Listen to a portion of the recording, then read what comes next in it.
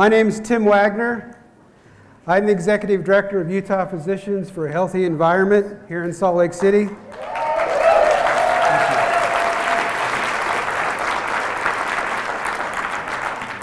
I'll be moderating the hearing tonight for the Utah Wilderness Coalition. I am truly honored to be here. But I must tell you that I'm here only as a moderator due to some fairly unfortunate circumstances.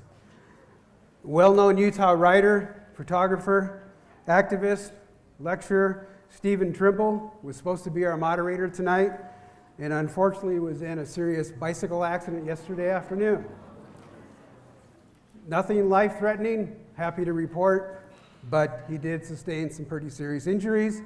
Fortunately, he's in the hospital, had surgery this afternoon, and he is recovering, and we want to send him our best thoughts and prayers. So.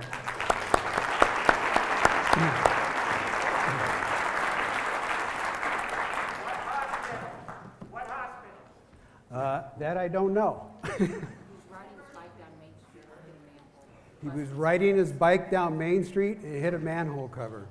Yeah. Broke his collarbone and 5 ribs.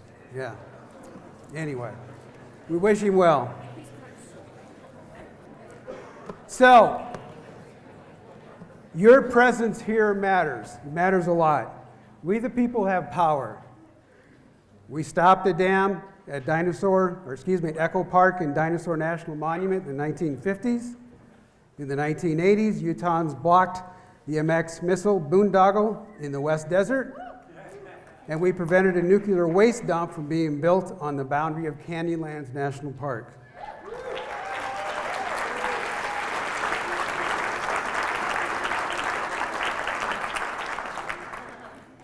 In Glen Canyon, alas, too few people spoke up, and we lost Glen Canyon to Lake Powell.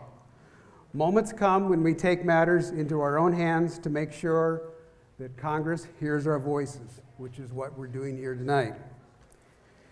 20 years ago, another of those moments arrived. In 1995, I'm sure a lot of you will remember this, Congressman Jim Hansen and Senator Orrin Hatch tried to push a really, really terrible anti-wilderness bill through Congress. The delegation held hearings in every county with proposed BLM wilderness, but they refused to allow testimony from residents of the Wasatch Front. So the conservation community did then what we are doing tonight. They held a citizens' hearing here in Salt Lake to create a space for the people's testimony to be heard. Wasatch Front residents spoke until 2 in the morning at the Indian Walk-In Center, and the next day, their words were delivered to a congressional field hearing in Cedar City. The potential devastation of wild Utah written into that bad 1995 bill triggered a grassroots response all across the country, led by the Utah Wilderness Coalition. I was very fortunate to be one of the thousands of citizens from all across the country to travel to DC back then, where we met with literally every member of Congress demonstrating our love for this world-class landscape. The congressional champions who value Utah wilderness filibustered the bill to its deserved defeat. This public conversation about irreplaceable wild Utah eventually led to President Clinton's 1996 proclamation of the Grand Staircase Escalante National Monument.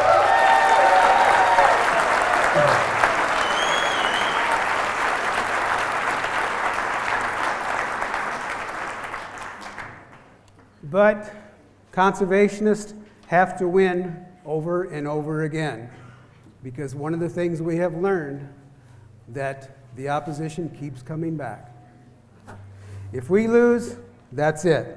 And we watch and we mourn as wildness gives way to fossil fuel development, habitat fragmentation, archaeological vandalism, and loss of biodiversity. It's a never-ending clash of values between those who see our public lands as nothing more than commodities and those of us who see value in our relationship with the land, who believe wilderness can teach and rejuvenate and heal. So here we are again, once more.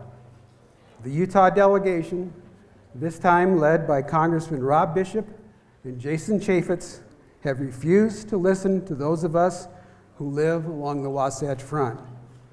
Tonight is our chance to speak up, and we need to do it loud and clear.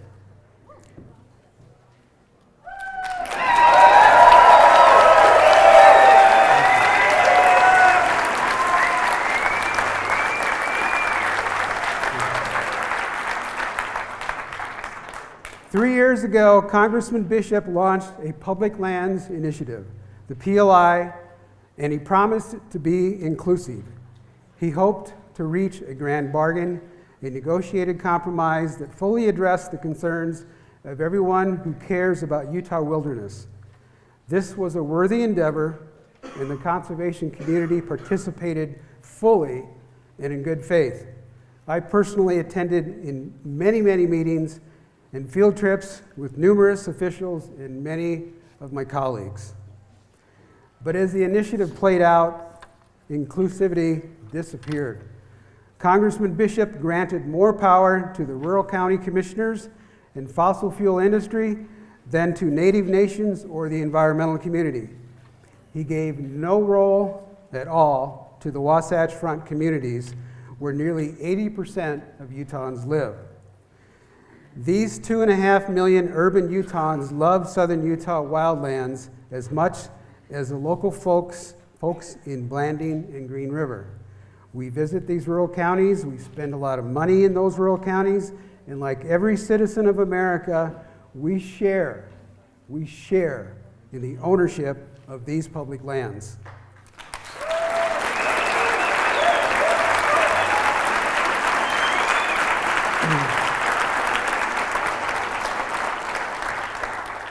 Last month, with the release of the draft of the PLI, the delegation again turned only to the Rural County Commission for input. The Utah Wilderness Coalition believes that you deserve to be heard. We felt compelled to hold this citizens' hearing to create a platform for these voices, your voices.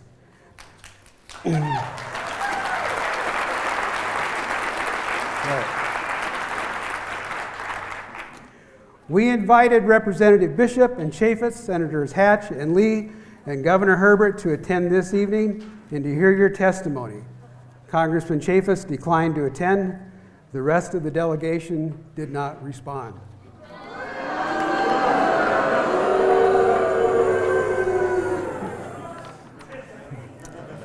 Now, we got to be respectful. We have to be respectful. Governor Herbert was also invited. He couldn't make it, but Cody Stewart, the governor's policy director, is here in the audience tonight, and we sincerely appreciate his attendance.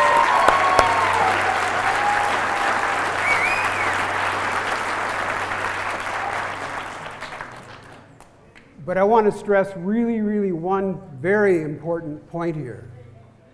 This is your chance not just to speak to our delegation, but to speak to members of Congress throughout the country. We are all owners of these lands. They have just as much a voice in this as those of us who live here, as much of a voice as Congressman Bishop and Chaffetz and the whole rest of the Utah delegation.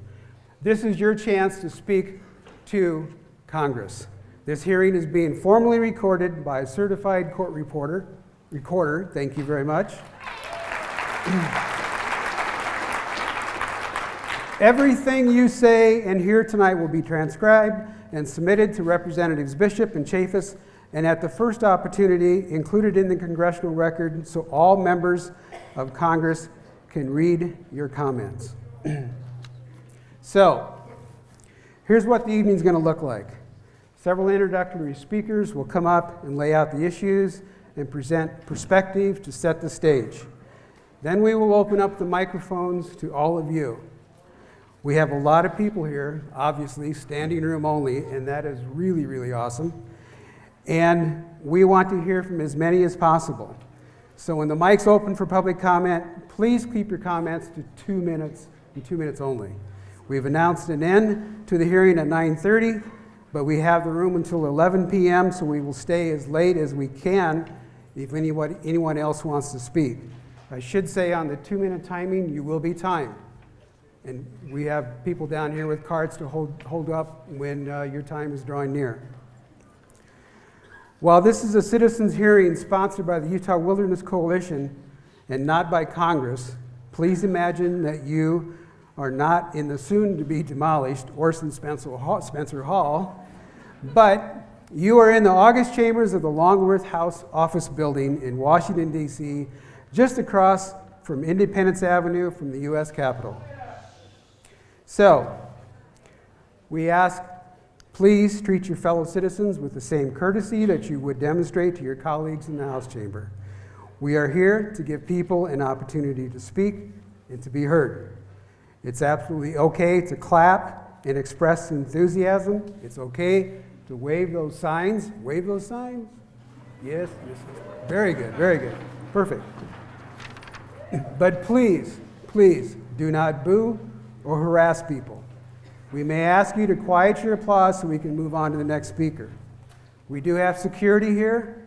In case someone happens to get out of hand, we will resort to asking them to escort you out if trouble is ensuing. Please give each person your full attention. Silence your cell phones, but we also invite you to take this discussion to people beyond this room. Most everybody has a cell phone in their pocket. Go ahead and take photographs.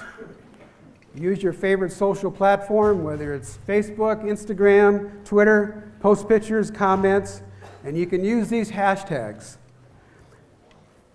Protect Wild Utah, Citizens Hearing Public Lands, or UTPOL, UTPOL for Utah Political Bulletin, just UTPOL. Those three would be great. So before we turn to our introductory speakers, we have one more important logistical note. You should have been given 2 cards when you came in. Obviously you did. One was green. If you want to speak, you got to fill that out and bring it down here. Dita Seed is processing these cards, and they're going to hand them to me, and we'll be calling your names out. Fill out that color green card if you want to speak. Please do this now, or while the first 3 to 4 introductory speakers speak. That way we can be ready to call up folks in the audience. We'll continue to collect these, but if you know that you want to speak, please fill out the card and get it to us so we can place you in the queue. And based on what I'm looking here, the queue is growing. If we run out of time and some people are not able to speak, don't fear. Please fill out the white comment card and drop it in the box on your way out, and these will become part of the official record. The white card, again, is for written comments. You can write your testimony on this card throughout the evening. As new ideas, inspiration strikes you, you can turn in your cards in the box in the foyer at the end. You each have a Protect Wild Utah sign, a nice yellow sign. Feel free to hold these up and wave them around when you want to show your support after a speaker finishes. Just be aware of the proximity of the people around you. We don't want to block anybody's view. So, we also have Protect Wild Utah yard signs. As you go out, if you want to grab one with one of the stakes, please feel free to do so. So, moving on to our introductory speakers. Tim, point of order. If anyone that's standing along the wall has a physical handicap, the younger or fitter of us might want to get up and speak with them. I volunteer. Okay, thank you. Just to do a sound check, can you all hear me in the back? Cool. Okay, I'll try to speak louder. One other thing, is it possible to do an announcement for people who may be outside or talking really loudly? Sometimes you can't hear because somebody's back there or not. Close the door. That's a good idea. Yeah, can someone walk back there and just quiet down the crowd a little bit? That'd be great. Cool. Cool, thank you. Okay, moving on. Scott Groney started his professional career in San Juan County. Fresh out of law school, where he lived in Mexican Hat and provided legal services for Navajo people in need. For nearly all of the last 30 years, he's worked with the Southern Utah Wilderness Alliance, serving as SUA's executive director for the last 12 of those years. Scott is going to come up and take us through the PLI process and explain why we need this citizens hearing. Let's hear it for Scott.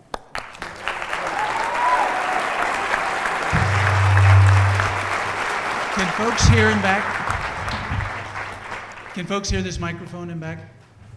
Okay. Now, if you'll indulge us before we get started, because you all look fantastic, we would like to take your photograph if we can. We would like you to smile, put up your signs if you like, and we'll capture the evening's moment here. Whoa, that is great.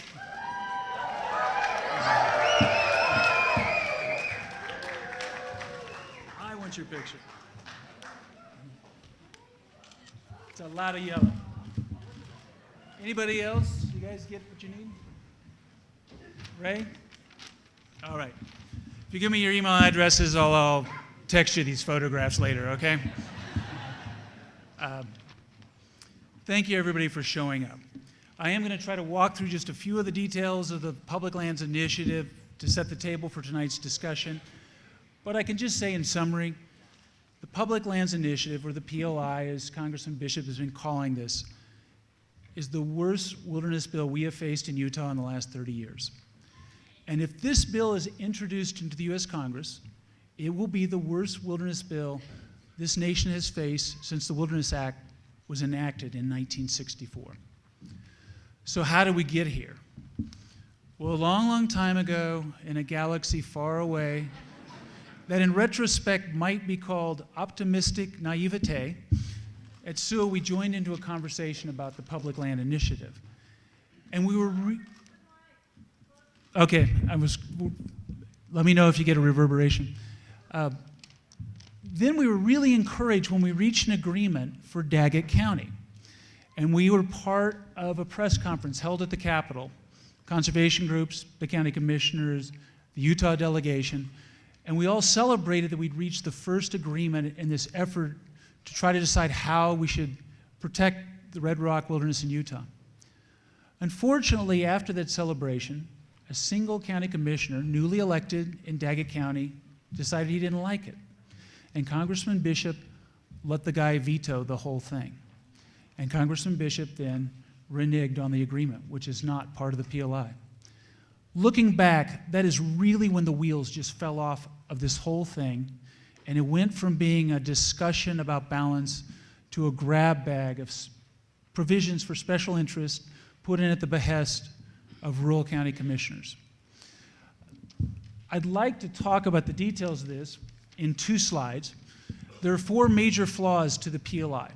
The first is it does not protect the Public Land Initiative, or the Red Rock Wilderness.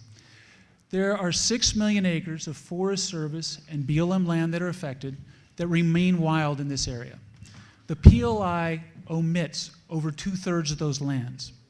But for the less than 1/3 that it would designate as wilderness, those lands are not treated as real wilderness, but are riddled with exceptions.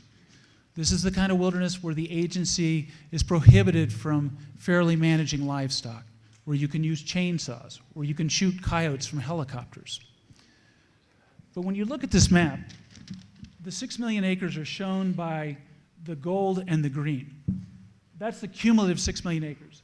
The green areas are those that would be given this quasi-form of wilderness in the PLI. If you know this landscape, you realize those are all the areas that for the most part are already protected as wilderness study areas or natural areas. Because what this bill actually does is removes protection from areas that are currently protected. So if this bill was enacted at the end of the day, we would have less BLM acreage protected in Utah than what we already have.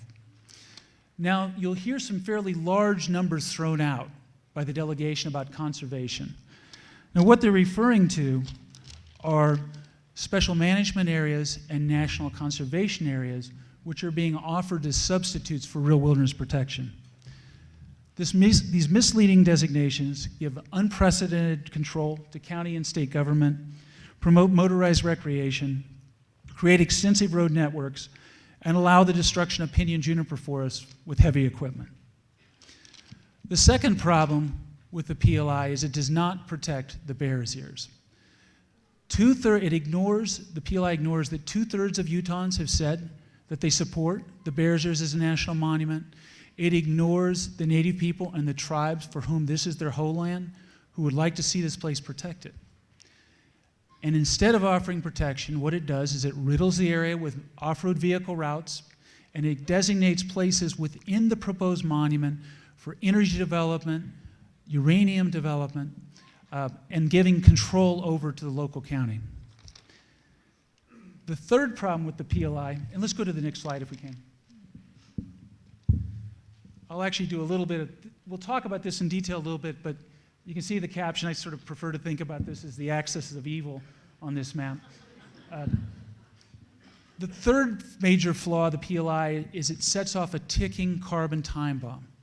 It designates 2.5 million acres to be dedicated to energy development.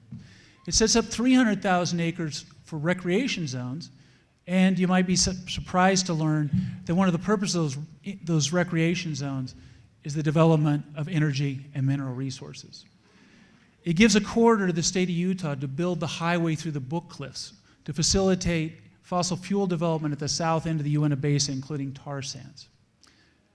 Now, the fourth problem with the PLI is it facilitates the efforts by the Utah State Legislature to seize public lands that belong to all of us. The PLI would grant right-of-ways to the state of Utah for over 10,000 miles of what are dirt routes, 2 tracks, and cow trails. And the state of Utah would be given control where they could convert those routes into real roads up to 66 feet wide. The PLI gives the state of Utah over 100,000 acres of control in the San Rafael Swell. The PLI gives away tens of thousands of acres that are now federal land and gives them outright to the state of Utah, counties, and to private individuals. Now, I'd like to step back and, this being Utah, I have a concealed weapon permit for this. It took me about 1 envelope and 5 minutes to fill out the form. It's pretty easy. Okay. This is the PLI area. The first thing you'll notice is the line all the way around it. The entire area would be removed from the Antiquities Act, meaning that the long-standing authority the president has, Republicans and Democrats have used, that's led to many of the national parks in Utah, these areas would no longer be subject to the Antiquities Act, meaning the president, any future president, could never decide to protect antiquities within this area. The orange area are energy zones. You can see all this orange here, the orange here, the orange here, down here in San Juan County. Let me orient you, those who don't know it. Here's Green River, Moab, Price. This is Desolation Canyon on the Green River, Labyrinth Canyon, Canyonlands National Park, Arches, the San Juan River along here. So you've got the energy zones, which are dedicated to potash, uranium, tar sands, oil and gas. These lines, the blue lines, this squiggle, including over the orange, these are all the right-of-ways, over 10,000 miles that would be given to the state of Utah. Areas in this hatch mark, right here, another one here, here, these are areas currently protected as wilderness study areas. Protection would be taken away. Why? This area right here, for oil and gas, that's Sand Wash, where you start your Desolation Canyon trips. So that there would be drilling that you would see as you start down through Desolation Canyon, see and hear. This over here on the edge of the Book Cliffs is for a coal mine. This is Winter Ridge here in the South Uinta Basin, again, for dirty fuels development. There are pockets where lands would be given to San Juan County, for example, down here on the San Juan River. A right-of-way would be given for hundreds of miles of the Mormon Trail here to San Juan County. There's a new off-road vehicle trail here that doesn't exist yet. This purple line is the Book Cliffs Highway given to the state of Utah. Purple areas are where there's more control given to counties or the state. An area for commercial forest products. I'm not going to run through every one of these things, but I think you can see that the claims that this is somehow a balanced proposal are simply ridiculous.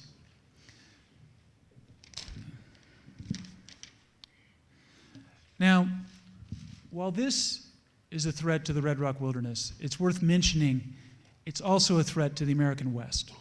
First, Congressman Bishop has said, if he can get this thing through Congress, this will become the precedent for all future wilderness bills. He's the chair of the House Resources Committee, and so he could tell folks no more wilderness bills unless you include this. 95% of Utahns were never given a voice before this proposal was created. So tonight is your chance. As Tim said, please fill out the cards, speak out on the PLI, also your views on the Bears Ears. Because once again, we're faced with what we've had to do so many times before and have done successfully, which is joining together so that we can stop the PLI. Joining together so we can stop the land grab madness that seems to have infected so many of our politicians. But this one's a little different than all the times some of you have met like this before. Because if we stop the PLI, we open the door for President Obama to protect the Bears Ears.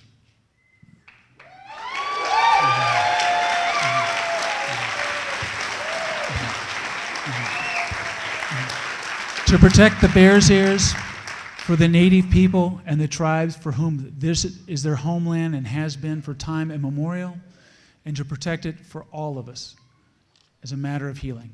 So thank you for all coming out tonight.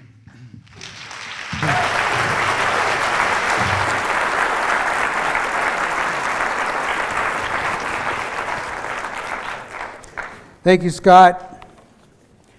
Now, our next speaker was scheduled to be Terry Tempest Williams. Unfortunately, she couldn't be here tonight because of other commitments that kept her away.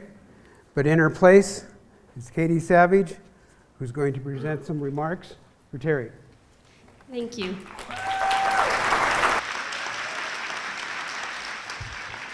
Dearest lovers of wildness and wilderness, I am with you in spirit.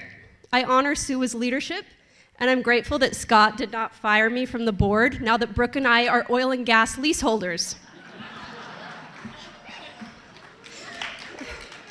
This is a quote I carry with me, written by Mahatma Gandhi. It's the action, not the fruit of the action, that's important. You have to do the right thing. It may not be in your power, may not be in your time that there will be any fruit, but that doesn't mean you stop doing the right thing. You may never know what results will come from your action, but if you do nothing, there will be no result.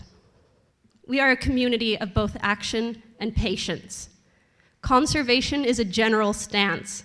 I remember the last citizens' hearing at the Indian Walk-In Center in 1995. Like tonight, Utah's wildlands were under siege by our delegation that was deaf to the desires of their constituents. The voice of Utah's citizens lit a match that created a fire, and together, we not only defeated the bad bill Representative Hansen and Senator Hatch had introduced in Congress, but President Bill Clinton established the Grand Staircase National Monument in the aftermath of our activism.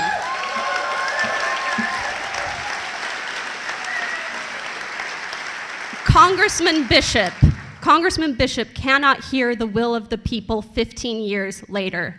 Our voices must be amplified once again so that other voices around the country can join us in the rejection of this violent initiative on the integrity of America's Red Rock Wilderness. I truly believe that if we put our sentiment into action, not only can we defeat the Public Lands Initiative, but we will see the action of our collective love, diverse and wide-ranging, result in President Barack Obama establishing Bears Ears National Monument honoring the leadership of the tribes.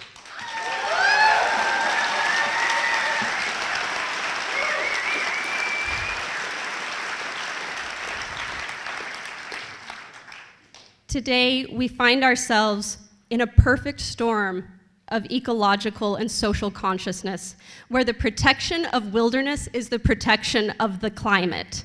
It is no longer acceptable to allow oil and gas development on our public lands. We must keep it in the ground and honor restraint over greed, the greed that's destroying the planet.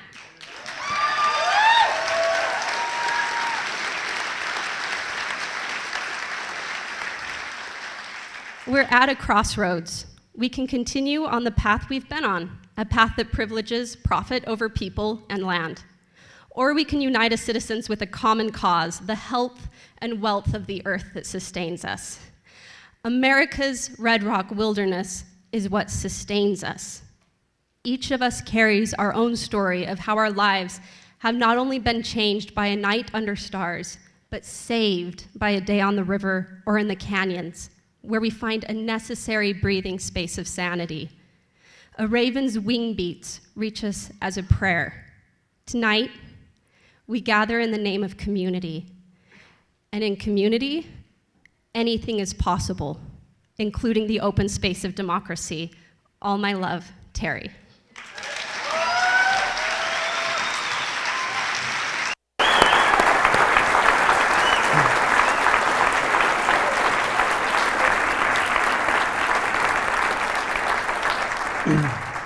Thank you, Katie. That was very powerful.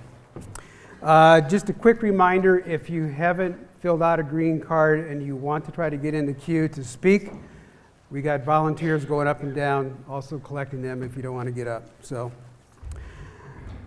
next speaker, Utah Navajo Mark Maryboy has been a trailblazer for the Dene since childhood. He and his brother were the first Navajos who lived on the tribal land to attend San Juan County Public Schools.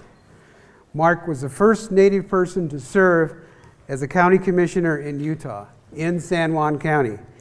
He spent 17 years on the Navajo Nation Council. He speaks for the Bears Ears today on behalf of the Board of Utah Dene Bikea. Please give us a warm welcome for Mark Maryboy.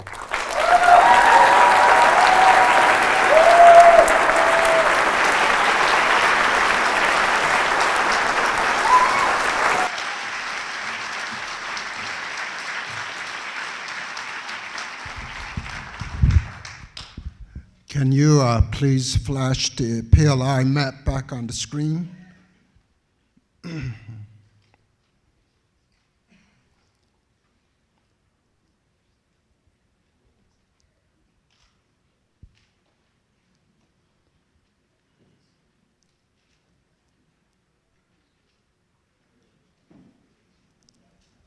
Thank you. Okay, yat dide Hobakanashi Dide Hobakait Public Lands, Bishop Chaffetz, PLI Initiative. Oba, it's a disaster.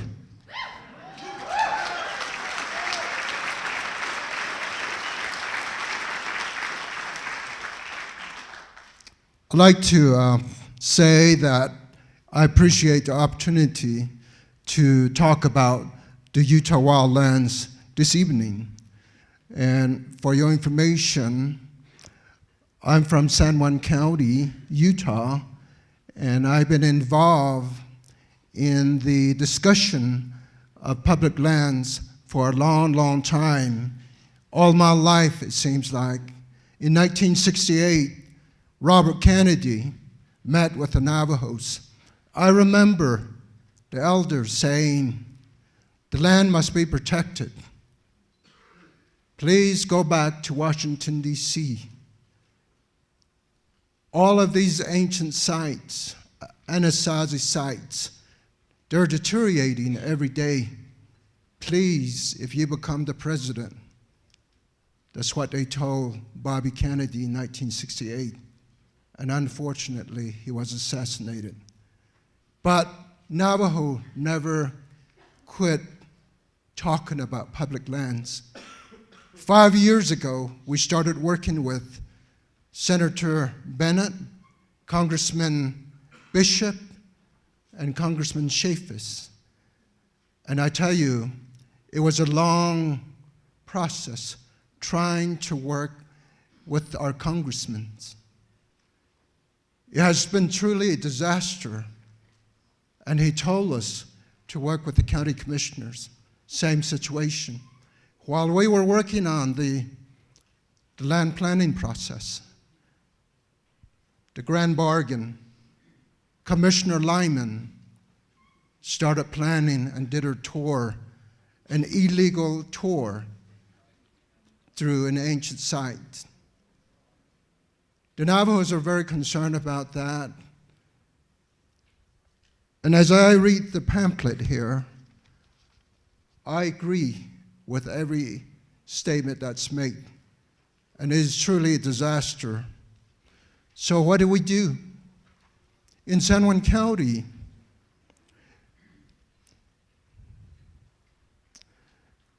we propose the Bears Ears.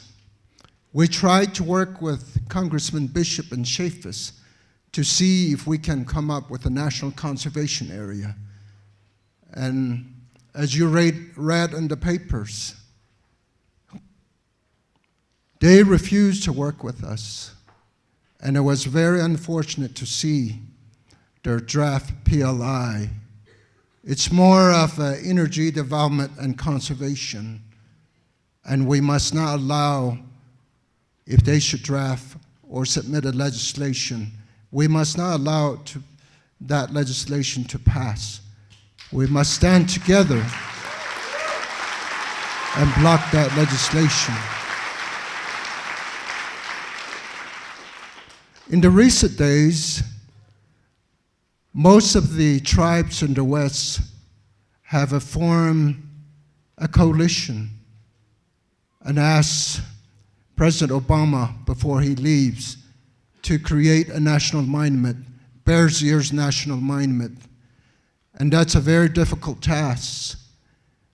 Tonight, I reach out to all and every one of you to help us work with President Obama and his administration to make this national monument proposal a reality.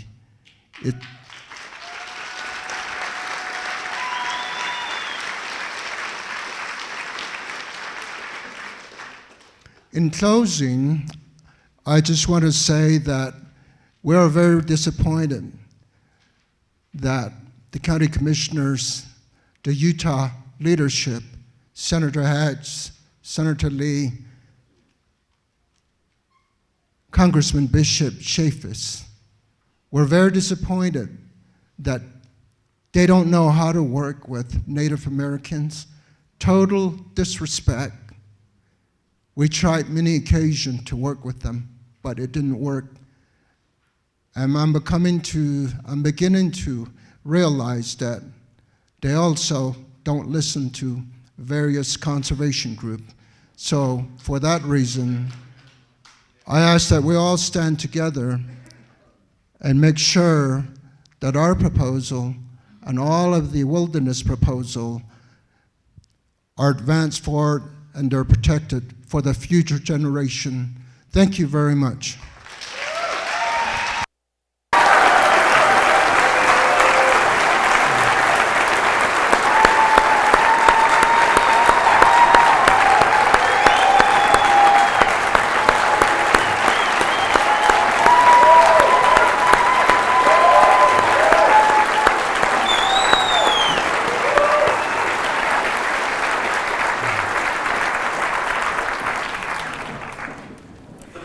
Thank you, Mark.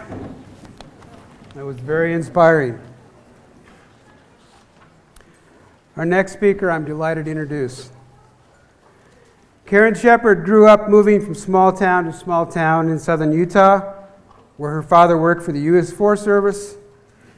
In her lifelong career as a public servant and advocate for conservation and progressive causes, she served one term as Utah's Congresswoman from the 2nd Congressional District, including a stint on the House Natural Resources Committee, the committee now chaired by Rob Bishop. Please give us a warm welcome for Karen Shepard.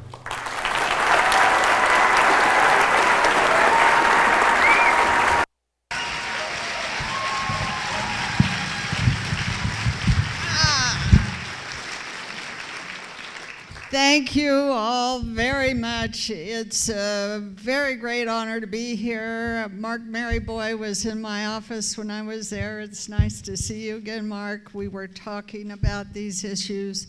I worked with the Wilderness Society. I worked with the Sierra Club. I worked with SUA.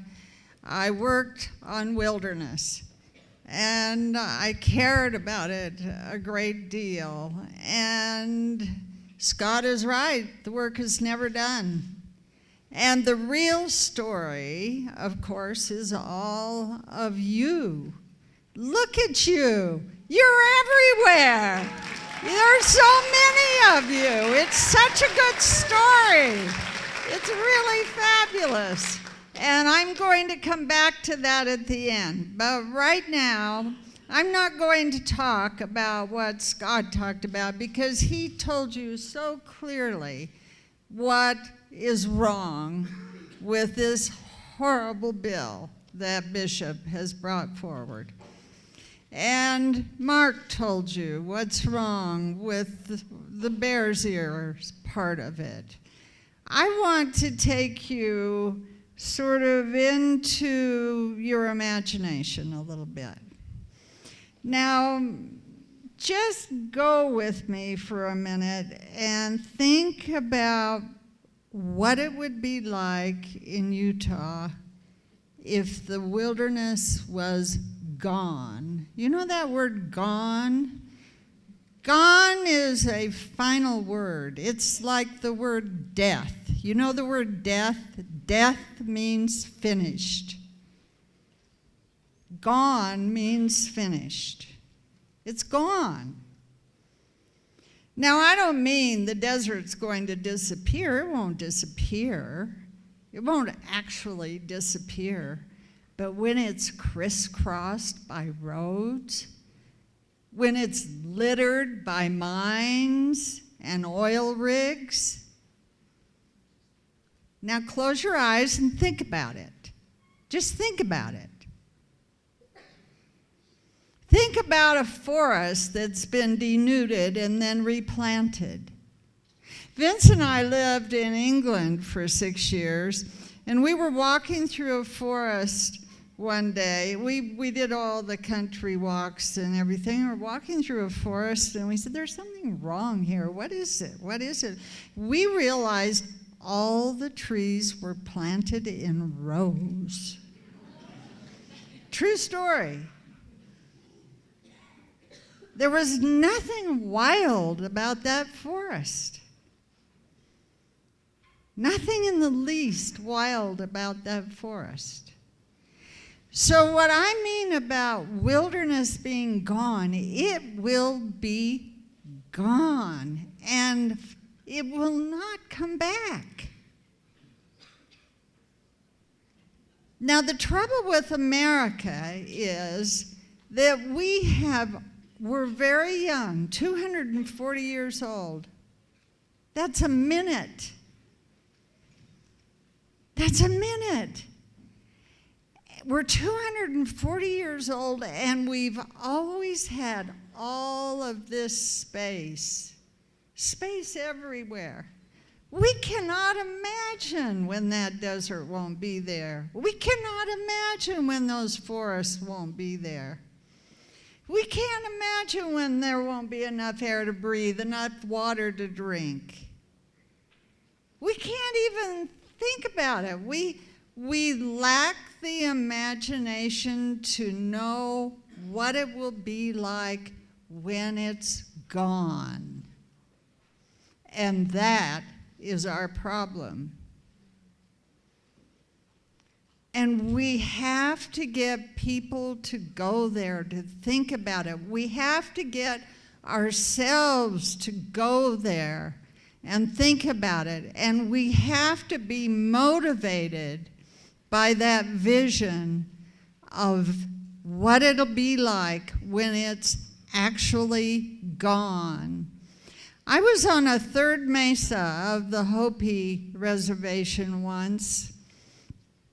Vince and I were driving, and we were visiting, and we were in a very remote trading place, and there was this tattered sign, and it said, "The land is not yours.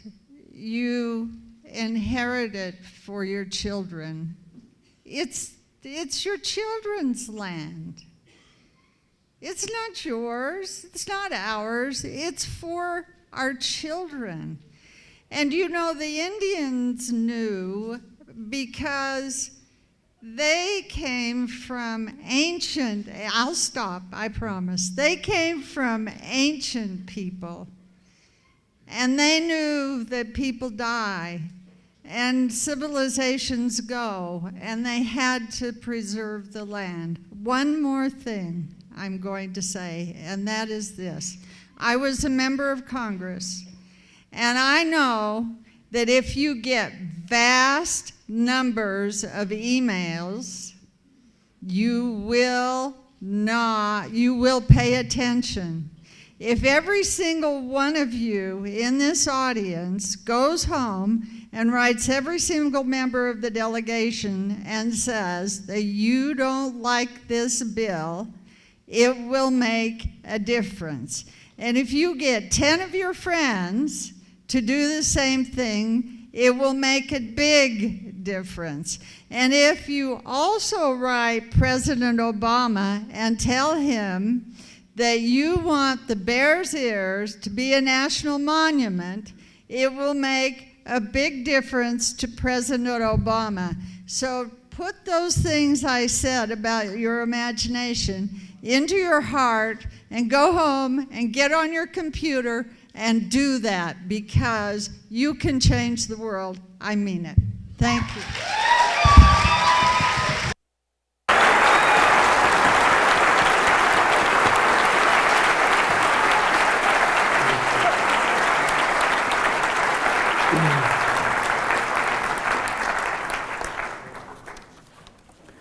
Thank you, Karen. Thank you very much. This next speaker probably needs no introduction, but I'm going to do it. Pete Metcalf is the founder of Black Diamond. For more than 2 decades, he's used his clout both as president and CEO of his company and as a spokesperson for the Outdoor Industry Association to advocate for conservation causes, especially in the Utah wilderness. He's helped negotiate legislation and policy with government agencies and elected officials.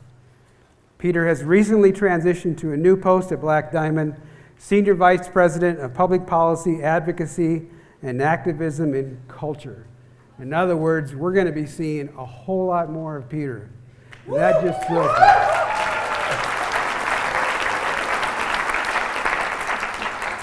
Please give a huge applause to my good friend, Peter Metcalf.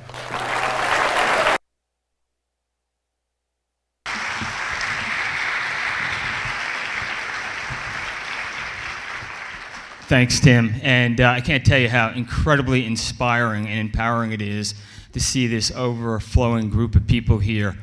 The electorate of Utah, the majority of Utahns, and I just regret that our elected officials can't see and hear what the majority of you want with your public lands.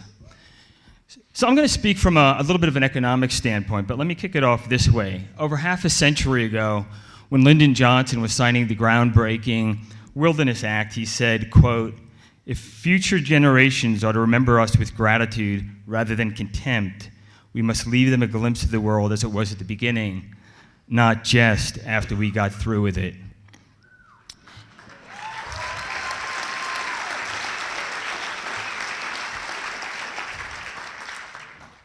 And the potentially no landscapes in the lower 48 states that better personify what Johnson meant than the mountains, canyons, and deserts of southern Utah.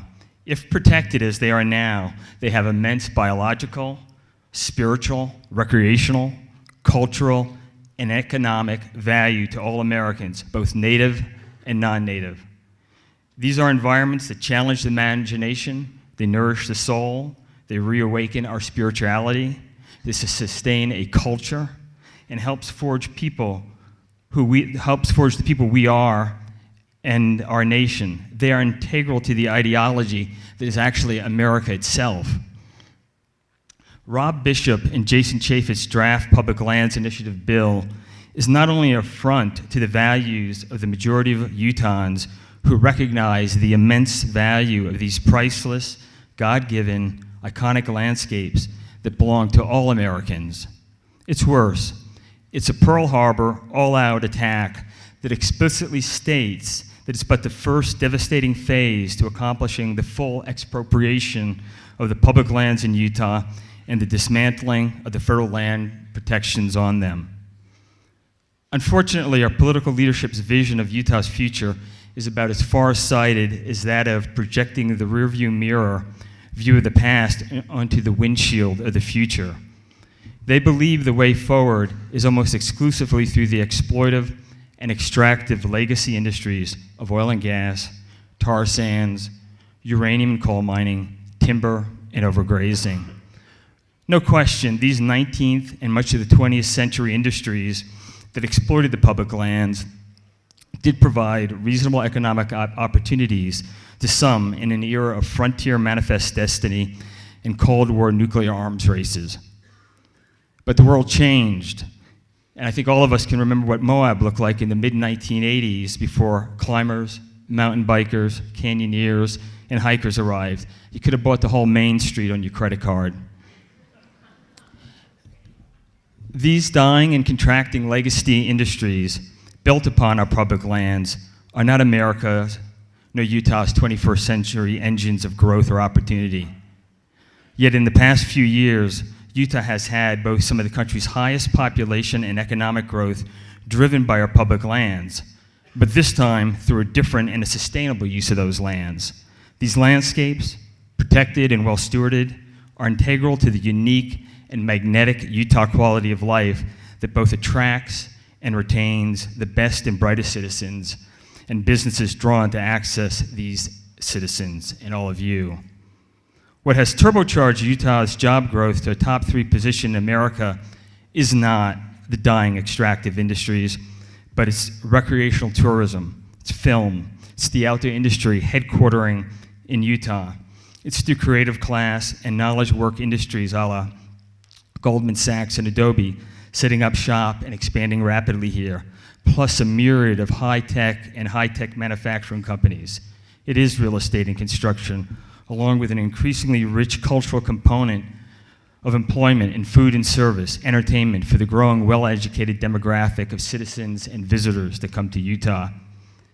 In short, protecting and stewarding our state's wild, iconic landscapes are absolutely integral to our state's vibrant economic future.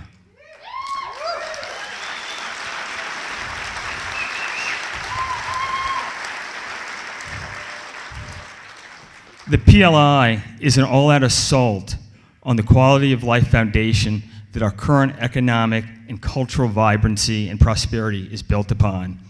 It represents either failure of our current political leadership to understand what is making us the desired place in America to live or work, or unfortunately it symbolizes just how beholden they are to the dying exploitive industries to fund their campaigns.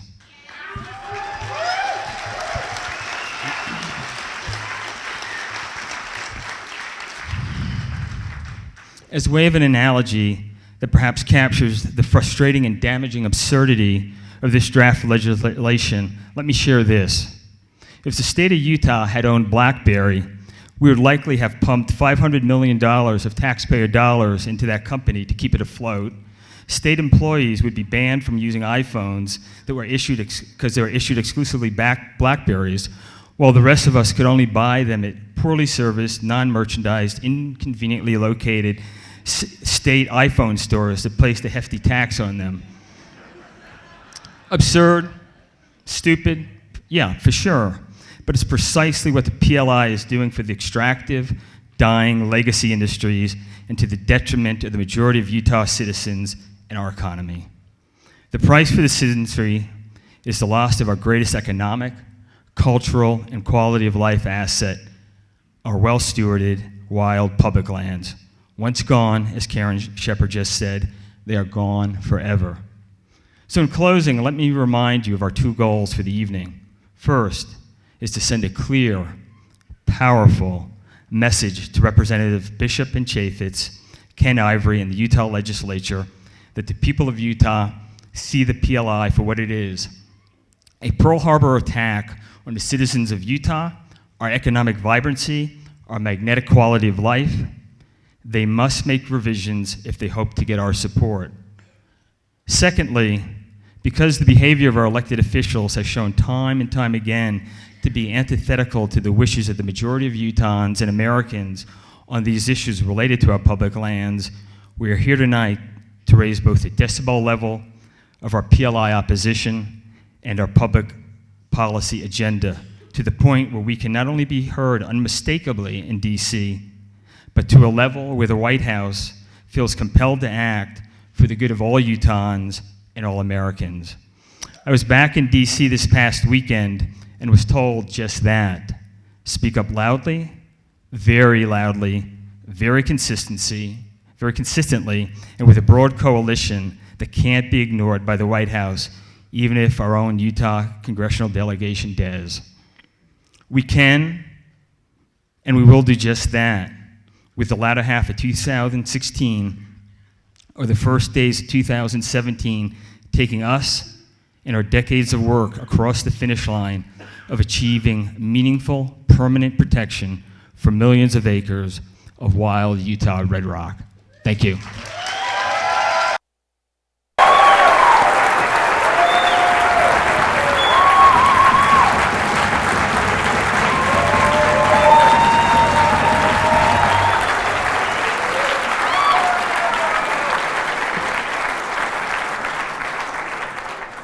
Thank you, Peter. Our next speaker, I'm equally honored to introduce. Juan Palma's 30-year career as a public servant culminated with 5 years at Utah State as the Utah State Director of the U.S. Bureau of Land Management. Juan now serves as Chief Conservation Officer for HECO. That stands for Hispanics Enjoying Camping, Hunting, and the Outdoors, working to ensure that decision makers know that conservation is central to Latino values and a priority for future generations of all Latino families. Please give it up for Juan Palma.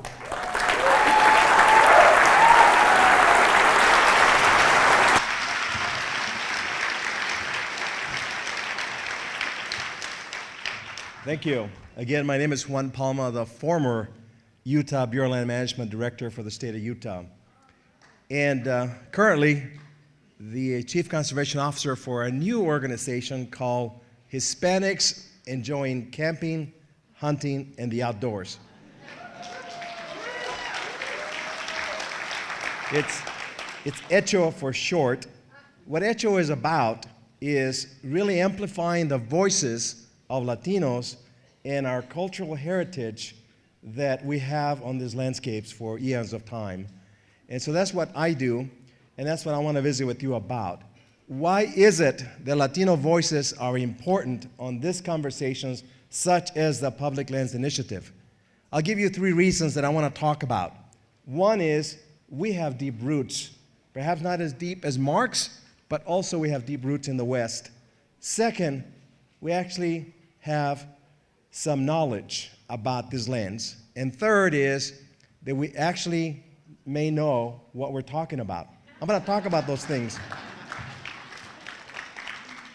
Let me talk about the first one, that we have deep roots.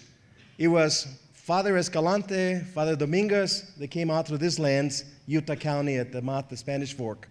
We were here a long time ago and blazed some of the trails that many used, so the pioneers used. It was Antonio Armijo, Rafael Rivera, young men, that blazed the trails that they came across the old Spanish Trail.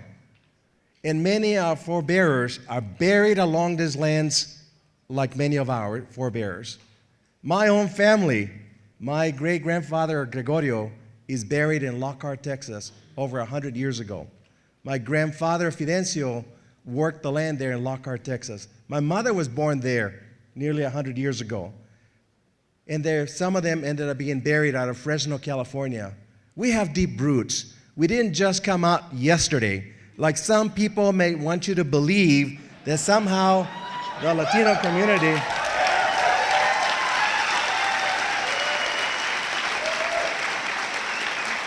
That is simply not the case. Some of us have been here for a long time, and some of us are perfectly legal citizens. And so some may say that we are not as engaged in public lands. I'm here to tell you that we are. And I'm standing before you to tell you that we are involved in public lands. I also like to tell you that not only do we have deep roots with public lands, but we care deeply about public lands. My own personal story. My family was a migrant family. And what a migrant family means is that we would follow the crops from southern Texas, picking carrots on the fields, to southern California, picking oranges, to the San Joaquin Valley, where we picked tomatoes and peppers and grapes. And I was a child, 7, 8, 9, all the way till I was 15 years old, following that routine life. And I remember looking out in the distance to the east from the San Joaquin Valley to the Sierra Nevada mountains and thinking to myself, that must be what heaven is like. And who would have imagined that years later I would come back and manage the very lands that I used to look at as a child?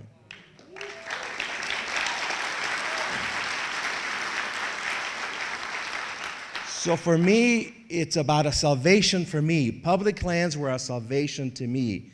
And I submit that it will be a salvation for many other Latino young people to stay in school and to do great things in their lives. So not only do we have deep roots, we care deeply about public lands. And the third thing that I need to tell you is that we are knowledgeable about public lands. And I am surprised that nobody came to talk to us about some of the things that are in the Public Lands Initiative. We could have described some of the things to do a little better. But I think the time has come for us people of color to be dismissed, because winter for us people of color, I think, is passing. And spring is coming for those of us. And we simply, when spring is coming, we will blossom as a rose, as I've seen it with Mark, myself, and many, many others who will be engaged and involved in public lands and why they're so important to us. I want to conclude by telling you that this topic of our public lands is so critical for my children, for my grandchildren. All of us care deeply about this. And so I would encourage all of us that as we build and move forward with these topics, such as public lands, that we must build two things, and all of us must be at the table, but we must build that table with a foundation of trust. And I think that's what I would like to leave with you, that we will work together with you, and the Latino community does care about this topic. Thank you.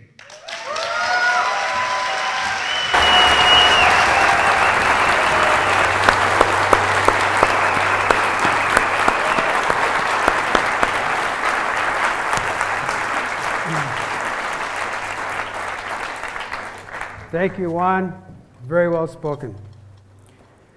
Next speaker, good friend of mine, Lauren Wood, grew up running Southern Utah rivers.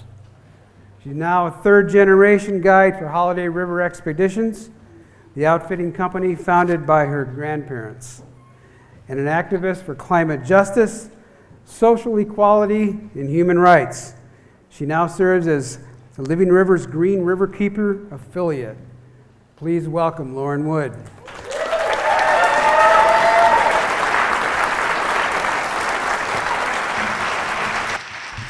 Hey everyone.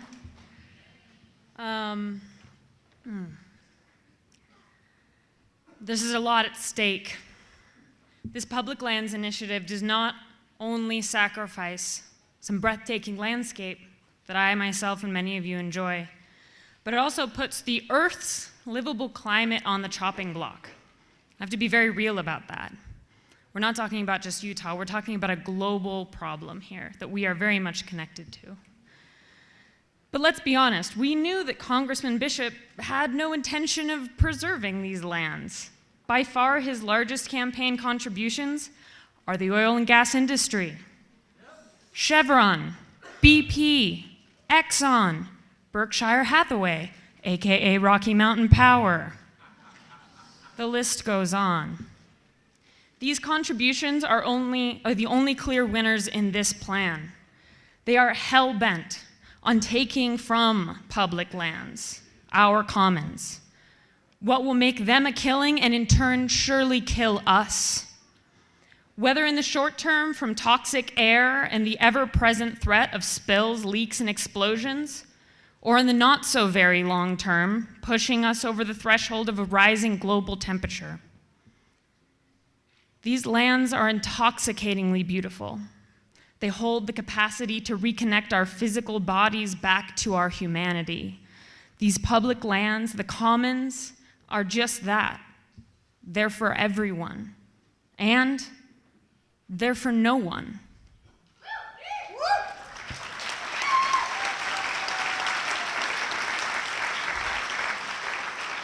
Before my ancestors arrived and systematically committed cultural and literal genocide against the many peoples of this land truly belonged to no one.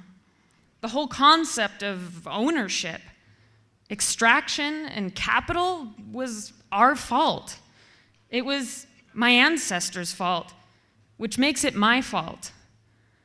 When will we truly take responsibility for this devastating part of us white folks' heritage?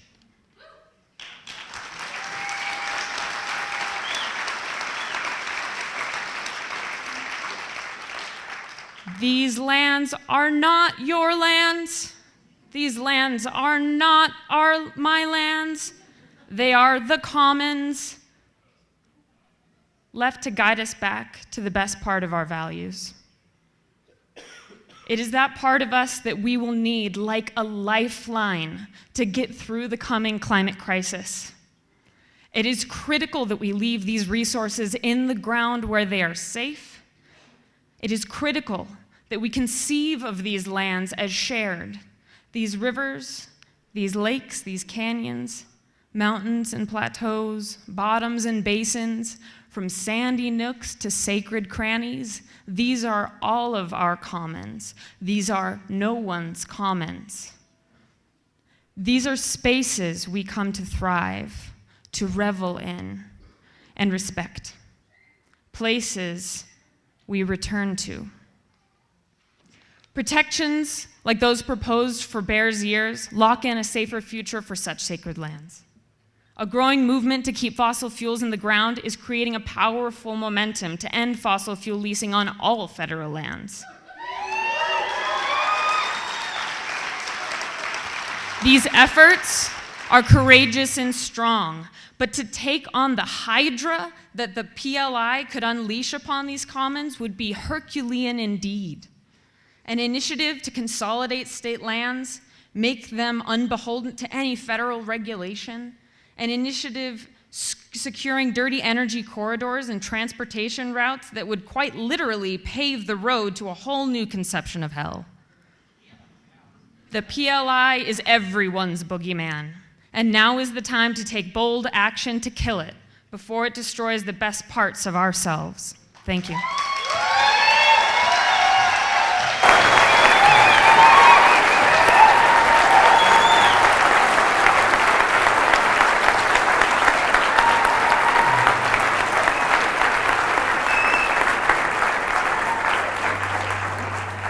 Thank you, Lauren. We'll get to our last speaker here in just a minute. If we still have a green card that you want to get into the queue, please bring it down or hand it off to one of the volunteers going up and down the aisle. Before I took over as executive director for Utah Physicians for a Healthy Environment, I had the very unique privilege of working for the Sierra Club for a good many years, and where I was deeply involved in these issues a lot. And I got to know some really amazing people, and one of those people is our next speaker. Amy Mills, who serves on the executive committee of the Utah chapter of the Sierra Club, who also is a co-sponsor of tonight's event. Amy, please come up.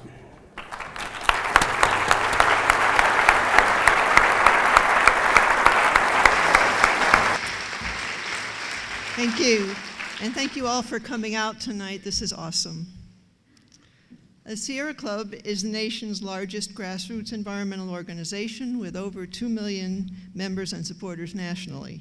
The Utah chapter, with over 4,000 active members, is dedicated to protecting Utah's natural landscapes and advocating for clean air, water, and habitats.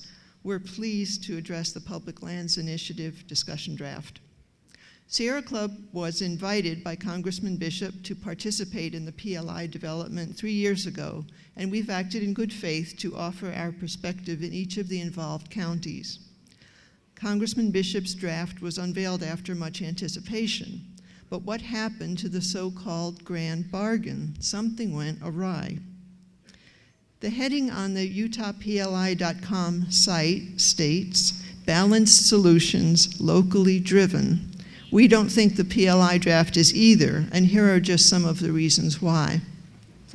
New wilderness designations within public lands administered by the U.S. Forest Service and BLM sound good, but conservation protections would actually be reduced from what they are today. How did this happen? By undermining the legislative intent of the Wilderness Act, eliminating wilderness study areas, by prohibiting limits to grazing, limiting airshed protections, reducing protection of vegetation and wildlife, allowing helicopters, mechanized equipment, and new construction, among other things. New land designations described as national conservation areas and special management areas in the PLI would also erode current protections of U.S. Forest Service and BLM lands. 2.5 million acres of public lands would be designated as energy zones, where fossil fuel development would be the priority use. These energy zones would override current BLM master leasing planning, which provides for public participation and application of best available science in land use decision-making. Over 10,000 miles of controversial rights-of-way, paths, and other questionable roads could be open to paving and development, allowing greater motorized vehicle destruction of sensitive lands and access to archaeological plundering, a documented problem. Title 13 of the draft PLI is a placeholder for undermining the nation's Antiquities Act. We are opposed to restricting the President of the United States, now and in the future, from implementing the Antiquities Act to designate national monuments. In fact, we support designation of the Bears Ears National Monument as proposed by the Native American tribes of Southeast Utah.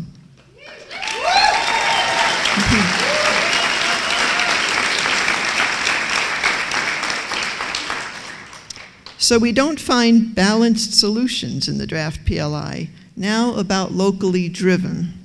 We don't agree that Utah citizens and local conservation organizations such as ours drove the language in the PLI.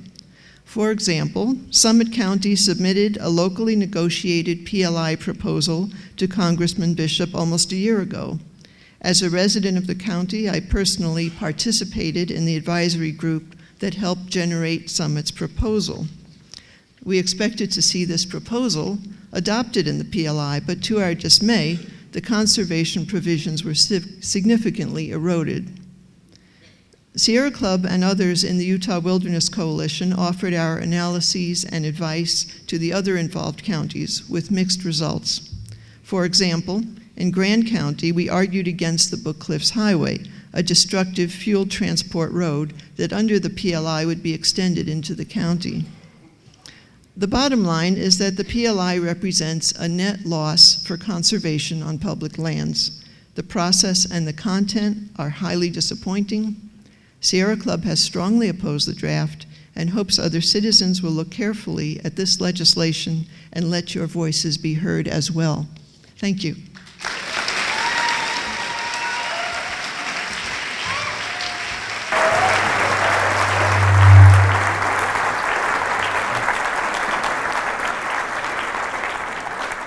Thank you, Amy.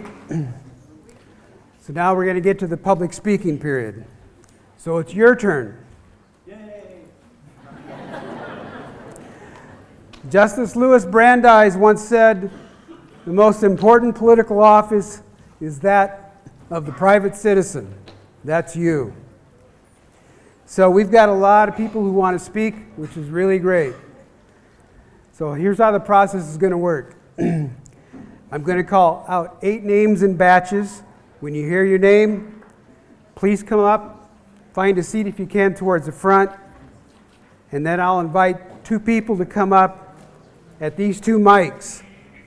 Then I'll ask the first person to speak. When you are done, return to your seat, and I'll call the next person in the front row or waiting in line to speak. Then I'll ask the other person to speak. If we can make this protocol work fairly smoothly and efficiently, we'll be able to hear from as many of you as we possibly can. Always, always please begin by stating clearly your name and what town you live in, because again, this is going on the congressional record. That's very important. Each of you will get 2 minutes to speak. Our timers here in the front row will let you know when you have 1 minute remaining, when you have 30 seconds, and then when your time is up. Please respect these time limits. So the first 8 names we're going to bring up: Erica Pollard, Art Lang, Kevin Jones, Sarah Stock, Dee Dee Carpenter, William McCarville, Gigi Love, and Dee Allison. Come on up. Yeah, 4 of you should go over here and 4 over here in these front seats. That would be great.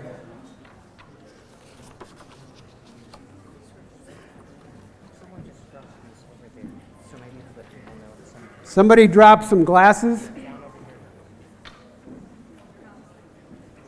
I'll set them right here.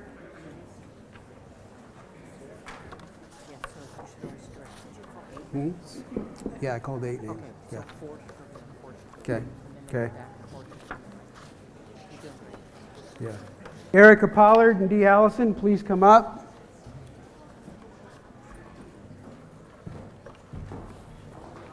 Erica, you're up. I'm Erica Pollard, speaking on behalf of the National Parks Conservation Association, a nearly 100-year-old organization long committed to the conservation and protection of our country's national parks. Since the Utah Public Lands Initiative began, NPCA has been an engaged stakeholder in the process, representing more than 1 million members and supporters nationwide. We long hoped for on-the-ground collaborative solutions to Eastern Utah's public lands issues. However, all semblance of compromise is overshadowed in the draft bill by broad policy provisions, some of which were not shared or discussed with stakeholders, and others that NPCA identified as non-viable compromises from the beginning of the process. While the discussion draft does include an expansion at Arches National Park, we are shocked by many of the other policy provisions in the bill and much of the draft language. NPCA is disappointed that our long-standing priority of completing Canyonlands by expanding the park boundaries to reflect the original vision for the park was not addressed. A Bears Ears National Conservation Area, as proposed in the PLI, would be adjacent to the park, but would not adequately protect the basin and its many natural and cultural resources from irresponsible off-road vehicle use and other potentially incompatible uses. The Bears Ears National Monument, as proposed to the Obama administration by the Intertribal Coalition, would provide much stronger protections for our Canyonlands completion area, and we are excited about its prospects. Though we support new wilderness designation inside the national parks as proposed in the PLI, the stipulations attached to the Wilderness Administration language would essentially reduce the level of protection for lands inside national parks. The draft bill undermines the Wilderness Act, potentially the Clean Air Act, and ultimately the authority of the National Park Service to fully manage wilderness values, as well as the park's natural and cultural resources. NPCA is also opposed to opening more than 2.5 million acres to expedited energy development. We're dismayed by the unacceptable giveaway of RS 2477 rights-of-way inside the parks and on the broader landscape. In closing, the discussion draft of the PLI does not represent a balanced approach to resolving Utah's public land issues, and in fact includes many threats to the national parks and the broader landscape in eastern Utah that we all hold dear.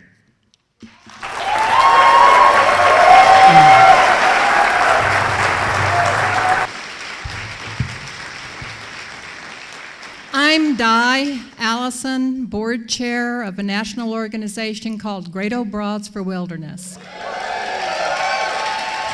And we have a gift for Representative Bishop tonight. Whoops, he's my representative.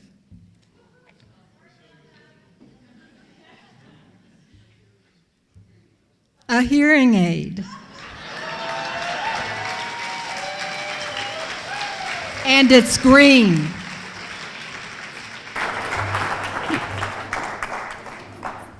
I live in Ogden. I'm Utahn. I'm a Western woman. I'm an American.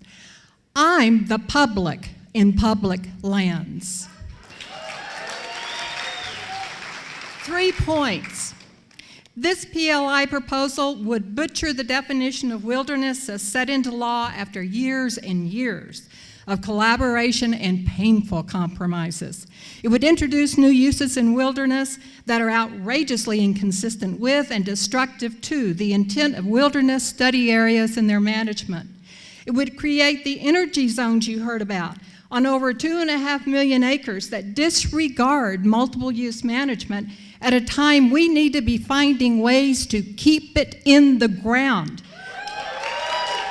Having our public lands be part of the solution to climate change, not contributing to the problem. At 72, I am a great, very old broad, working for preserving and protecting wilderness and wildlands for future generations, as well as for these two.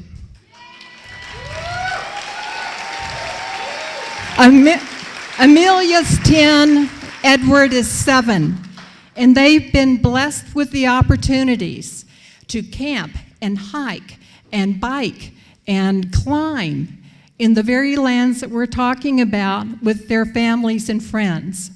This is their American heritage. It's their children's American heritage. It's their children's children's American heritage. The myopic perspective of this proposal would not suit them well. We are better than this, we deserve more than this, and we must do better than this, and we can. Through getting the Bears Ears National Monument designated. Thank you.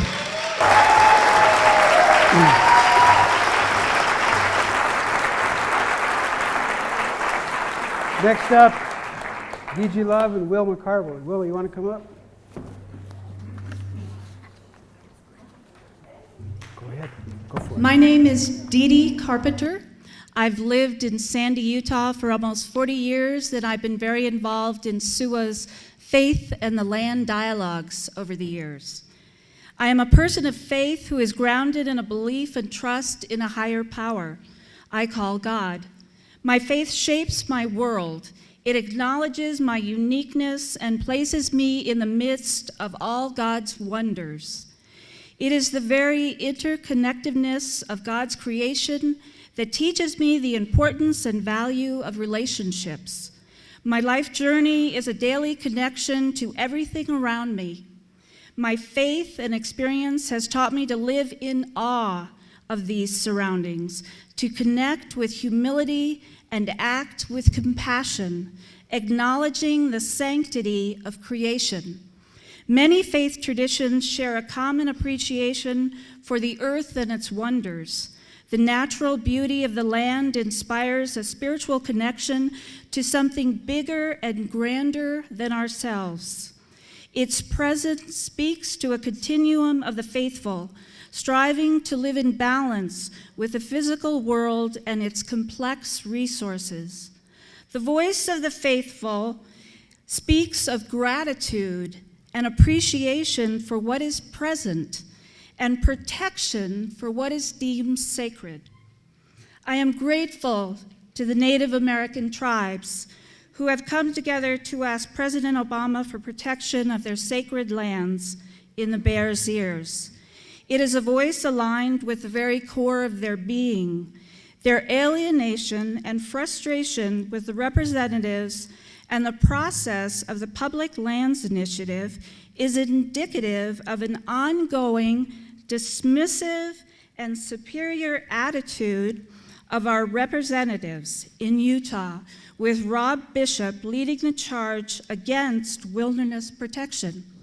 I applaud and stand with the Bears Ears Coalition in their quest for a national monument designation.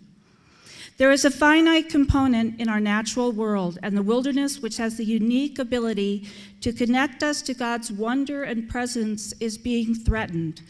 There are those whose relationship to the land is primarily focused on development and monetary profit. It is a short-sighted goal that engages immediate use and will leave nothing but remnants and memories of what amazed and connected us spiritually in the past. As a person of faith, I urge President Obama and others to take actions which honor and truly protect wilderness for our children's children. Thank you.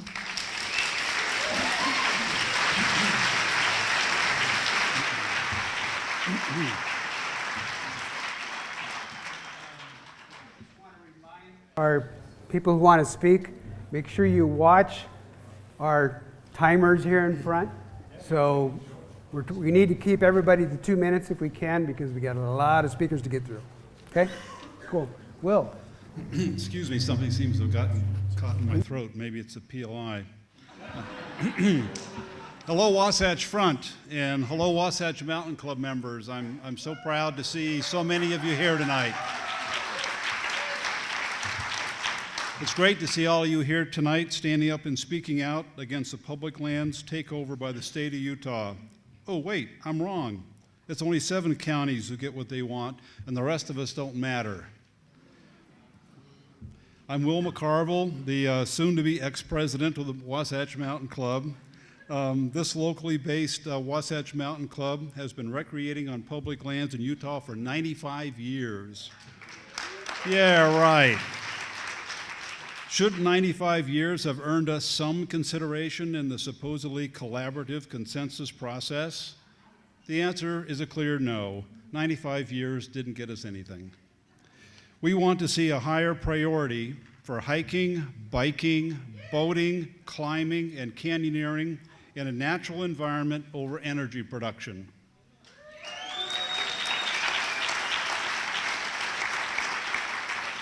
We prefer to recreate where there are fantastic views of mesas and canyons, not drill rigs and oil flares. We like native plants and animals, not a landscape grazed to the dirt with cow crap in every stream. We believe there's already great access to our favorite places, and we do not want a spider web of roads cutting the land to pieces.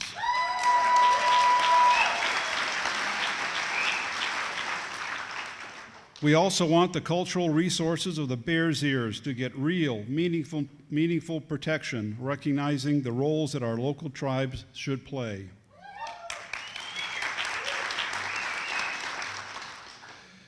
The things that do matter to us were only given lip service in the draft PLI bill. This is why we have rejected it. We will continue to reject one-sided giveaways until collaboration and compromise recognize and protect the natural values of our public lands and turn away from short-term extractive strategies that, well, that's a long sentence, that are not beneficial for all Utahns. I guess I should have done some punctuation. We reject rewrites of the Wilderness Act, establishing dangerous precedents. And finally, we reject the idea that the PLI lands should become exempt from the Antiquities Acts. So, thank you.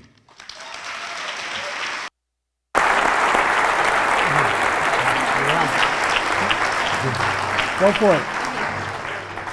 Hi, it's such an honor to be here among such amazing people, and I think the good side of this is that it shows us what we're made of and what we want to stand for. When we have this type of opposition, it makes us reach deep into our hearts and find what we truly care about.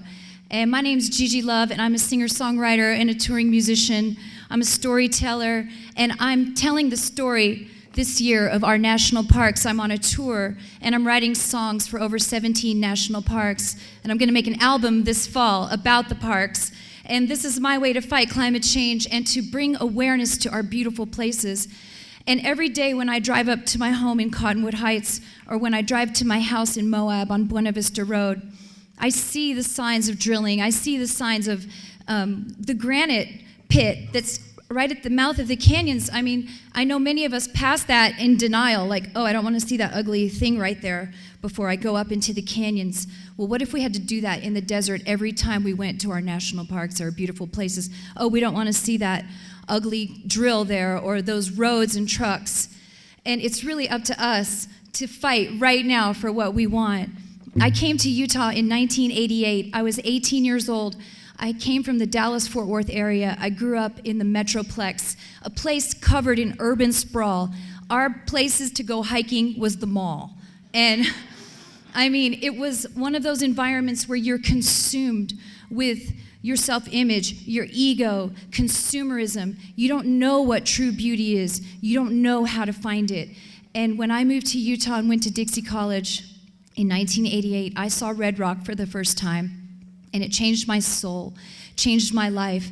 It turned me into a true songwriter, a true storyteller, and into a person who really, really wanted to live a wholesome life and not be so obsessed with the things that I was taught were important, like having a clean car all the time. Or, you know, it's crazy. If you go to Dallas-Fort Worth, you will see. So let's not let Utah turn into one of those places. Let's keep it pure and wholesome and free of all that. Thank you.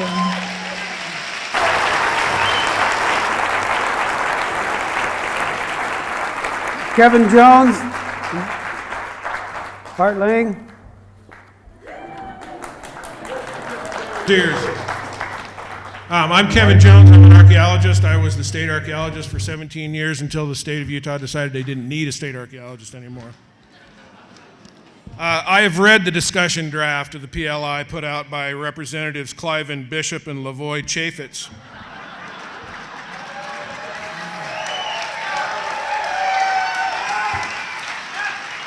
Sorry. It's a sham. It disregards archaeological resources, disregards the desires of the native tribes, pushes the agenda of the destroyers, and will not stop taking until southeast Utah looks like the backdrop for Mad Max Fury Road. None of us would wish that on our descendants, even Bishop and Chaffetz, I hope. The PLI is focused on southeastern Utah, an area world-renowned for its incredible archaeological resources, including cliff dwellings, ancient towers, stratified cave sites, grand open villages, spectacular and mysterious rock art, Hogans and Wickiups, an area occupied to this day by Navajo and Ute people, an area considered to be homeland by Zuni, Hopi, and other Puebloan peoples, an area with archaeological resources of such incredible significance that a coalition of tribal governments has come together to urge President Obama to create a national monument to protect it. Yet in the 65 pages of the discussion draft, there are no references to archaeology or archaeological resources. There are 16 references to cultural and historic references, primarily in recitations of resources already protected under federal law. 16 references to cultural resources, but 52 references to grazing. 87 references to motorized vehicles and motorized travel, mostly to assert that such vehicles and travel will be allowed. 87. This is clearly not a document asserting the value of these lands. It is a document asserting the desire to exploit these lands, to find economic opportunities there, to use up and discard. So I have read, and am now discussing the discussion draft, and my discussion consists of a strong rejection of this proposal. And I urge all thinking, caring people to reject it and join with the native voices in urging President Obama to protect the Bears' ears.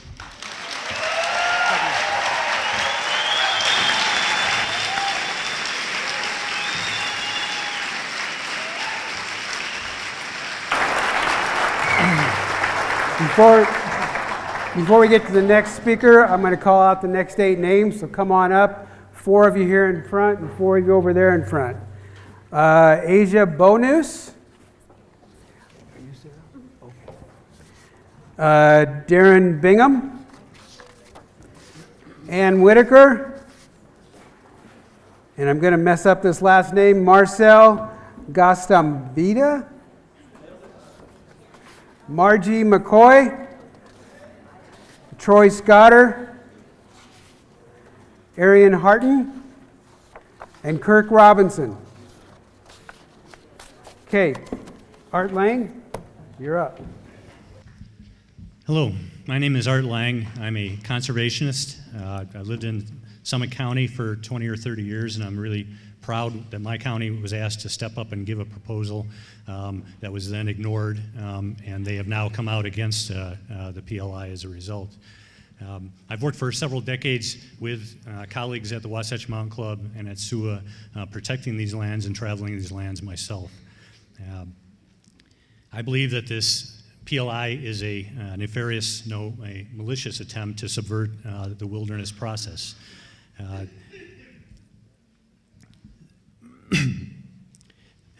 The method by which it's going about is also very irritating in the fact that they're using the vocabulary of conservation and the philosophy of wilderness protection to subvert the system and use it to be able to develop the land.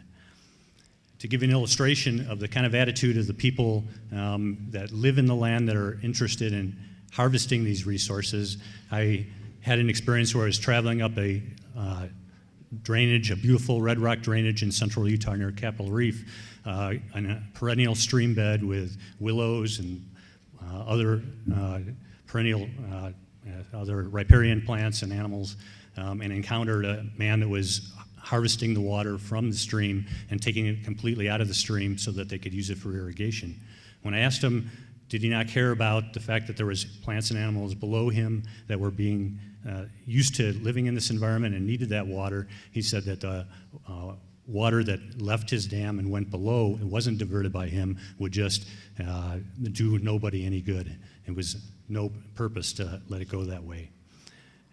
I'm glad to be here in front of you, tickled to speak to you as the public, but I really want to speak to my legislature, my government, and my president and say wilderness is wild. Wilderness is not drilling. Wilderness is not harvesting.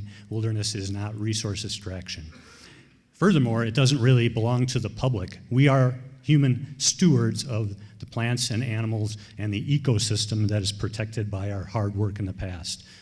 Please, my government, my representatives, do not allow this PLI to be advanced.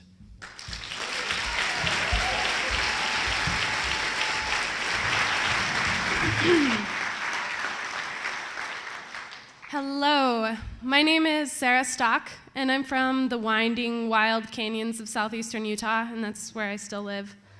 I've been engaged in the Bishop Lands Initiative since it came to Grand County, just as a resident, and in that time, our community turned out hundreds of people on a county level to engage in this process that was supposed to be collaborative, the Great Compromise.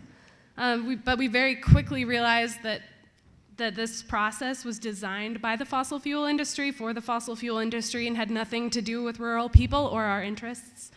The vast majority of Grand County residents came out, spoke out, voted, engaged on the county level to oppose the Book Cliffs Transportation Corridor, also known as the Book Cliffs Tar Sands Highway, which leads directly from a tar sand strip mine, PR Springs, to I-70 in our county. Business people spoke out, science-minded people spoke out, hunters spoke out, and our county council spent months putting lots of work, drafting maps, consulting with the public, stakeholders, and facilitating a genuine public process to get input for Bishop. But all of this was completely disregarded by Bishop and his cronies as he stripped wilderness, like we've talked about. He's included the Tar Sands Highway in his plan. And he's also actually put token wilderness in an area where one of our most prized mountain biking trails has existed for decades. So he obviously does not have a good grasp on balancing interests in rural Utah, nor did he ever care to listen to our input in the first place. But real change doesn't come from Bishop, and it never will. Real change comes when we demand it, when we rise up, and when we say, keep it in the ground. No more subsidized fossil fuel development on public lands. No more industry handouts for coal export terminals or tar sands highways.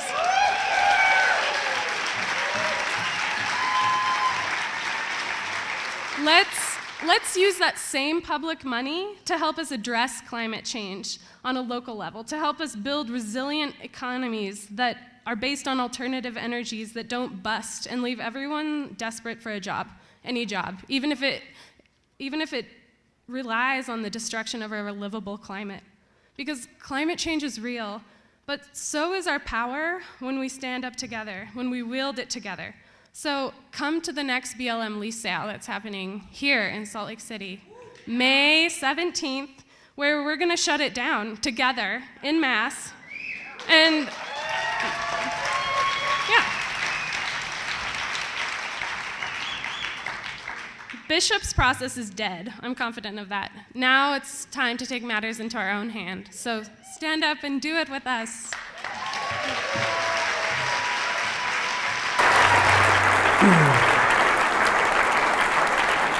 Asia Bonus and Darren Bingham. My name is Asia Banus. I'm from Sandy, and I'm an environmental humanities graduate student here at the U. And I'm going to speak really fast so I can do a little impromptu sing-along with you guys at the end. So I could make a fierce argument about why our Red Rock Wilderness doesn't deserve the exploitation that it awaited under the PLI, but I'm afraid to say that saving our wildlands isn't the only problem we have here today. Back in the 1970s, one of my mother's teachers warned her class about climate change. That's how long we've known about it. To make decisions in ignorance is one thing, but we are not ignorant of climate change. So when making local decisions about land use, we need to be considering the consequences on a global scale. To not do so is criminal. You see, the funny thing about public lands is that often when they become private, the fossil fuels underneath them are released into the atmosphere and become a public problem and a global crisis. According to NASA scientists, we're at a 400 parts per million CO2 concentration level compared to the 280 pre-industrial level. Once we hit 450, we can't turn back the effects of CO2 on our climate. We're currently releasing 2 parts per million into the atmosphere per year. So assuming that we don't start releasing more CO2 than we do now, at best we have 25 years before we hit the point of no return. I'm not making these numbers up. In January, I celebrated my 25th birthday. We only have a few more years to make a difference, and the decisions that we make are more important than I can put into words. Southern Utah is unique and beautiful and should be protected, and if Representative Bishop really listened to what the citizens of Utah have to say, he'd make Bears Ears a national monument. But there's more going on here. As not only Utah citizens, but global citizens, we have a moral obligation to do whatever is in our power to stop the extraction of more fossil fuels. So, I'm gonna start singing. Once you get the hang of it, sing along, please.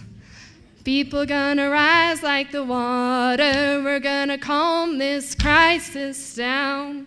I hear the voice of my great-granddaughter saying, keep it in the ground.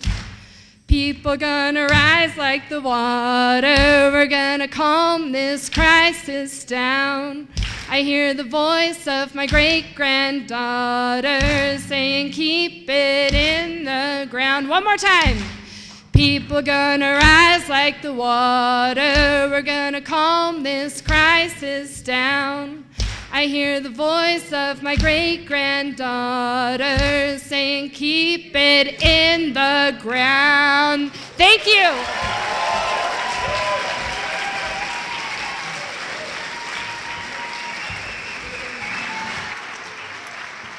So I don't have a sing-along, so that sucks. My name's Darren Bingham. I'm a student at Utah State University. I live in Logan.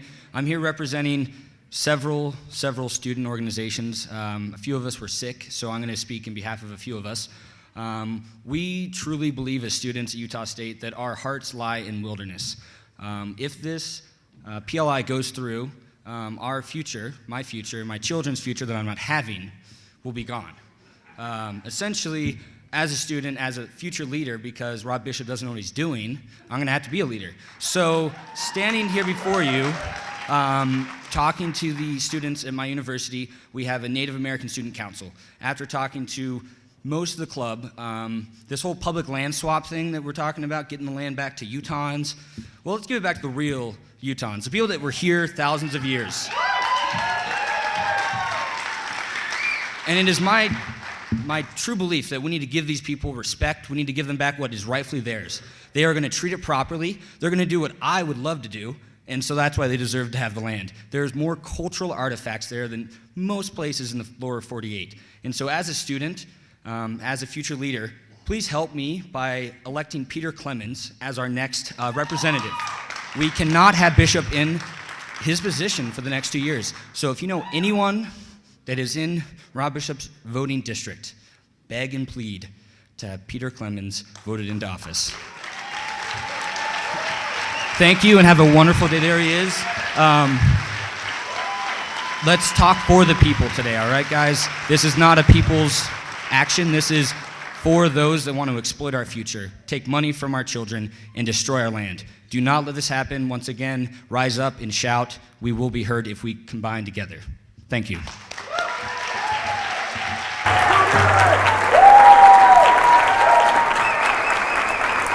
Next two up, Ann Whitaker and Marcel Gastambida.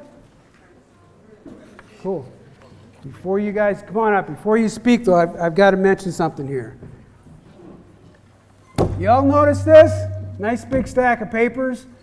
2,000 comments sent to Rob Bishop on the PLI. This is real. This is real. So just wanted you to be aware there's a lot of support for this. So keep it up. I'm Ann Whitaker, and I want to add my testimony and my witness to those that have gone before me tonight and to this stack of papers as well. Let me tell you who I am. I am the great-great-granddaughter of an American West woman who ranched thousands of acres of land in Utah. That land is no longer ours, and it is now available to the public, and that brings me great joy.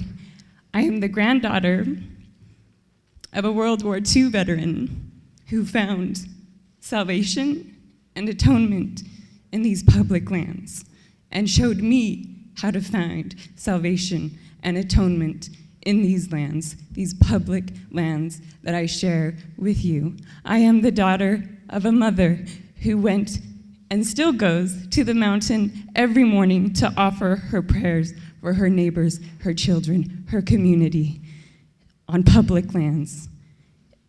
And I want to stand as a witness that what I see happening with Representative Bishop's Public Land Initiative is a threat to not only these public lands, but our tie to them and our salvation and our atonement.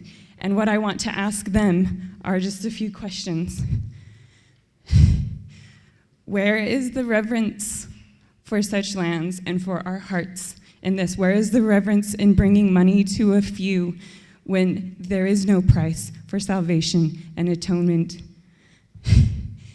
Where is the respect and the reverence for our heritage and our posterity? And finally, I want to echo again and bring my witness that I also want to add and say, keep it in the ground, keep public lands public, and enough with selling our salvation.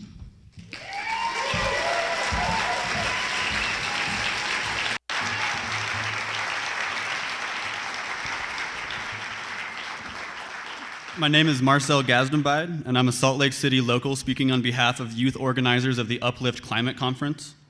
In addressing the Utah delegation, I'd like to say that while Uplift appreciates any attempt at collaboration, we reject the Public Lands Initiative in its current form. The public lands in question are ours as much as they are yours, and so we demand a voice in deciding their future. The youth of the Colorado Plateau will not accept a loss of wilderness at this scale. When considering the 4.6 million acres of wilderness quality land at stake, we reject the notion that only 1.7 million acres are worthy of protection. Since these landscapes are our home, we are puzzled as to how we can be earnestly asked to settle for little more than a third. How does one settle for 37% of their future? This inadequate proposal is a disgrace to the wilderness legacy of this country. Uplift refuses a rollback on wilderness protection. We refuse lax air quality standards. We refuse the creation of vast fossil fuel development zones. We refuse the creation of unnecessary and unwanted roadways. And we refuse the endangerment of the region's biodiversity. Uplift also demands that the PLI address climate change. Not only does it currently fail to do so, it exacerbates the predicted impacts of climate change on the region by tipping the balance on public lands away from preservation and towards even more fossil fuel development. With the acute understanding that we will see more massive changes in our environment due to human-induced climate change, we say keep it in the ground. We want our children to come of age realizing the potential of the Colorado Plateau as a global model for adaptation, rather than a ruined landscape left by their predecessors. Uplift also finds strength through diversity, and so we refuse to tolerate disrespect for tribal voices. We therefore must condemn the disrespect shown towards the Bears Ears Intertribal Coalition. Not only does the PLI fail to protect essential cultural areas, it also fails to elevate tribes to an equal footing in the management of their ancestral homelands. In addition, the PLI bill could place limits on the Antiquities Act, preventing future presidents from protecting culturally significant areas. Uplift believes true collaboration to be a noble and necessary goal for a sustainable future. However, the draft PLI includes the values of a few and alienates many. To disguise this bill as collaboration is nothing more than political deception. We know we must do better, and so we urge Utah's congressional delegation and other elected officials to begin again. This time, your youngest constituents demand the inclusion of both youth and tribal voices. As young people, we refuse to inherit the results of the current PLI. Please show us that your eyes are to the future and not lingering in the past, or focused on short-term monetary gain. Thank you.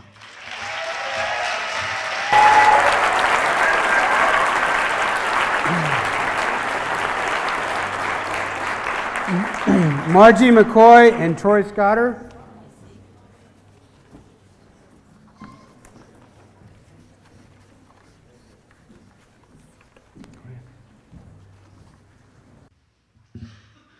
Wow, I'm really nervous. I'll take my glasses off. I won't be able to see you guys. When I first came to Utah about 20 years ago, I took a trip down south. I was by myself. Somehow I found myself at a trailhead, and I wandered down the trailhead, and it turns out I was going into Grand Gulch. I didn't know what Grand Gulch was. And before I knew it, well, it was about 6 miles later, but it went fast, I came into this Indian, this Native American home, and it was just there, and I was blown away. It was like the corn cobs, the metate. I was touching rock that Native American people had touched centuries before. I was incredibly moved.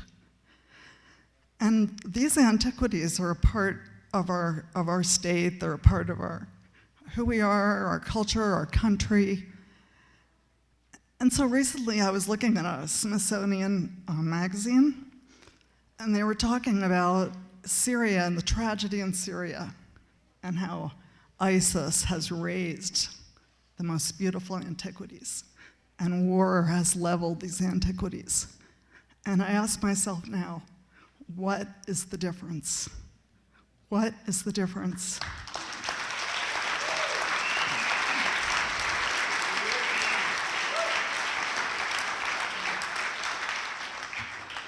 And so I begged President Obama to create the Bears Ears National Monument. And I beg also that the rest of beautiful southern Utah, not just the Bears Ears, but the Santerville Swell, the Book Cliffs, the Desolation Corridor, all the beautiful places that give us, our souls, the respite that we need, be protected for eternity. Thank you.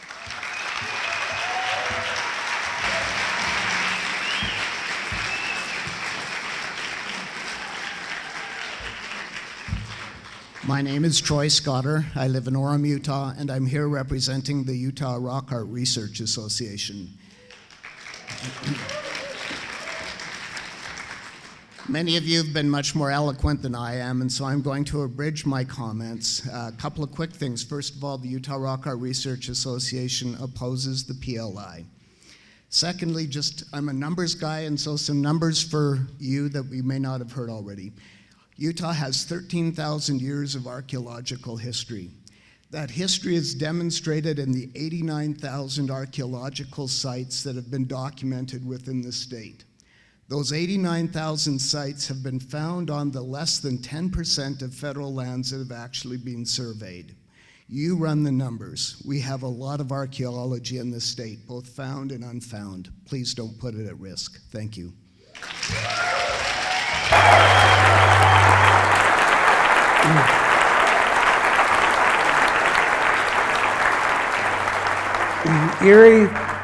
Erie Harton and Kirk Robinson.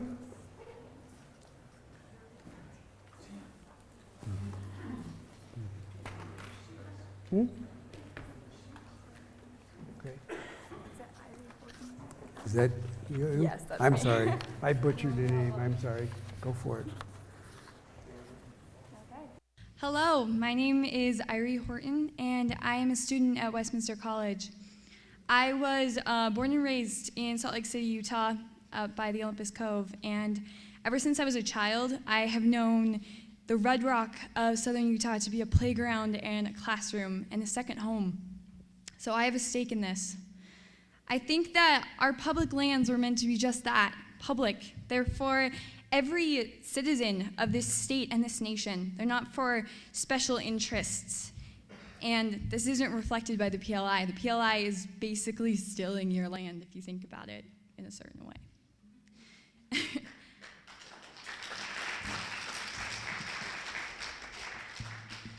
I am a student of environmental studies at Westminster, and I am very familiar with climate science, and I can tell you it's undeniable.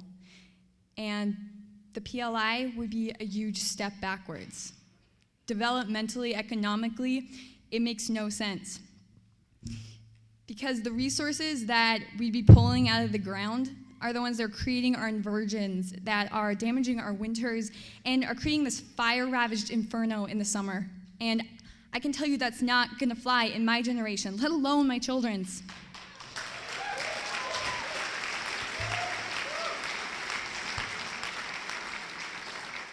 I am coming here today as a student, as a daughter, and as a Utah native.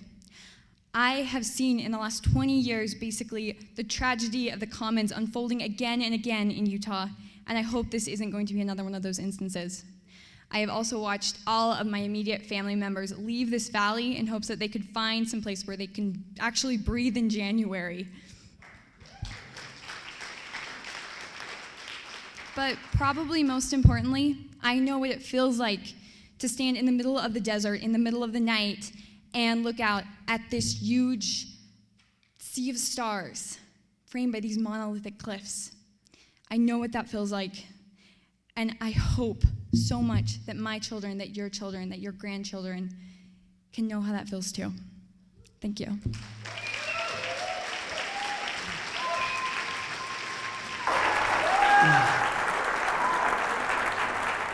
I want to announce the next 8 names to come on up. Jared Meck, the Slick Rock Stranger,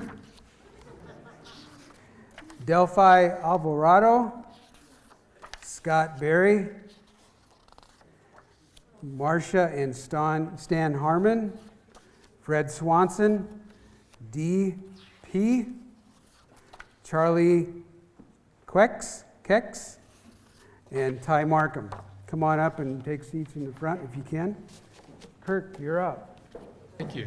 You know, it's really, really great to see all of you people out there. It makes me very proud of our community. And just so you know who I am, I'm Kirk Robinson. I'm the director of Western Wildlife Conservancy. I actually stood on this stage once before, 42 years ago, as a first-year graduate student in philosophy. That's another story. But really, this issue is about philosophy, isn't it, at bottom? What philosophy are we going to embrace? Are we going to embrace the philosophy of these missing people who are stuck in the 19th century? I'm tempted to do a Clint Eastwood here, but that didn't turn out so well the first time. But they're absent, you know, they're absent. And they're alienated from the land. It's just really that simple. They are not in touch with the land. They are beauty blind. You saw all these beautiful pictures here. How many of you think that's all just in your head? I don't. I think it's out there. And Plato did too. Beauty was one of the crucial elements of the good.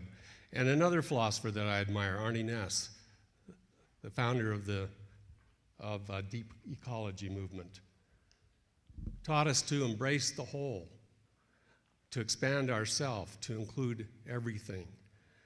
What we have with our representatives is people with really tiny selves, incapable of connecting with the land and with wildlife. I just want to address wildlife briefly because that's my thing. There's hardly any mention of wildlife at all in the PLI. The only specific species mentioned is bighorn sheep. They want to keep them all east of Gilbert Peak so that they can have domestic sheep in the West Fork, Blacks Fork, and elsewhere.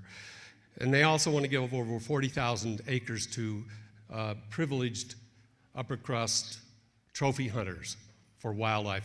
Do you think there will be any wolves there or mountain lions? I've got news for you, there won't. And so that's why we need to kill this PLI, and that's why we need the Bears Ears Monument.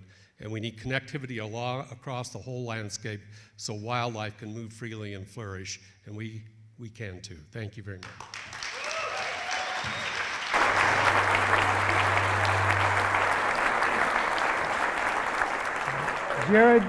Jared Meck.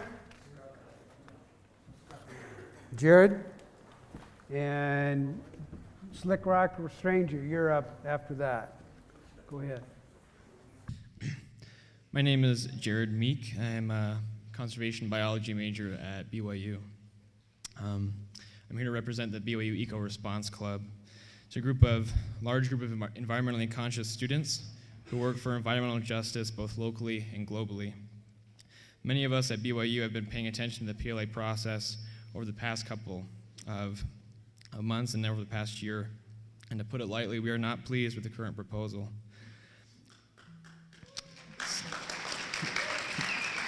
Since BYU is affiliated with the LDS Church, I feel it appropriate to repeat the words of Spencer W. Kimball, a former prophet of the LDS Church, who taught, "We recommend to all people that there be no undue pollution, that the land be taken care of and kept clean, productive, and beautiful. If we choose to defile the earth, we must live with the stench, sickness, death, and ugliness of a ravaged environment, and will answer to the Creator for desecrating his property."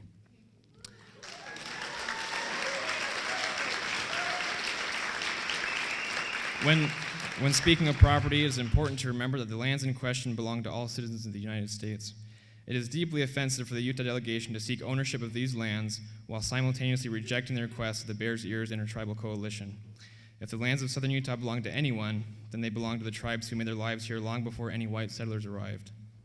We raise our voices in support of the proposed Bears Ears National Monument and call upon President Obama to honor the requests of the unified Native nations.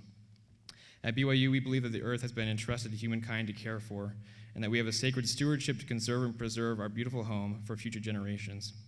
After all, it is we, the younger generation of this state, that will have to live with the choices of those currently in political office. We ask the Utah delegation to heed the words of Stuart Udall, former Secretary of the Interior who was influential in the passing of the Wilderness Act of 1964, the Land and Water Conservation Fund Act of 1965, and the Endangered Species Preservation Act of 1966, who was also a member of my faith. He said, "It is fallacy, in my view, to attempt a justification of conservation solely in short-run economic terms. It is time for the American people to assume the burdens of maturity. Social values must be equated with economic values. The overriding need for an environment that will renew the human spirit and sustain unborn generations requires some sacrifice of short-term profits." It should go without saying that we cannot support Representative Bishop's Public Lands Initiative proposal. In closing, in the words of Edward Abbey, "The idea of wilderness needs no defense. It only needs more defenders." I thank those present for being those defenders, and ask the Utah delegation to cease their attacks and join us in defending the historic lands of southern Utah. Thank you.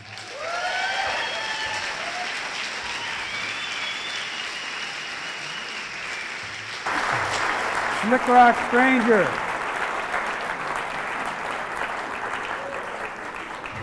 Say, for anybody who's standing and doesn't want to be, there's plenty of seats around. If Oregon taught us anything, any clown can grab a flag and a cowboy hat. Let's have some fun. We are the public in public lands. We joining together to make a stand. We're drawing a line in the desert sand. It's time to protect America's public lands. They called it a public lands initiative, but the public wasn't there. They asked county commissioners what they would allow, and that just doesn't seem fair. How does a radical like Philip Lyman get to decide the nation's prize? Should the rest of the nation just close their eyes? I've never trusted Rob Bishop. It's clear where he stands. Oil money fuels his campaigns, and the Koch brothers hold his hand. There's a solution to his PLI. It seems to make more sense. It's time for President Obama to declare some monuments. This PLI goes way too far and tries to override federal codes. It takes 10,000 miles of dirt roads and makes them legal roads. It takes authority from our interior and gives it to local folks. Let's all head back to the drawing board. This PLI is a joke. 'Cause we are the public in public lands. We're joining together to make a stand. We're drawing a line in the desert sand. It's time to protect America's public lands. These lands are your lands, these lands are my lands. From Logan Canyon to the Grand Staircase, from the Deep Creek Mountains to the Green River. These lands were made for you and me.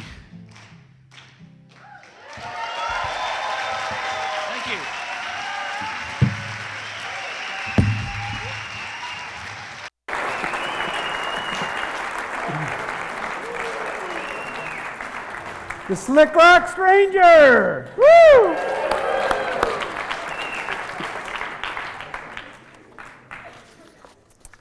You're up.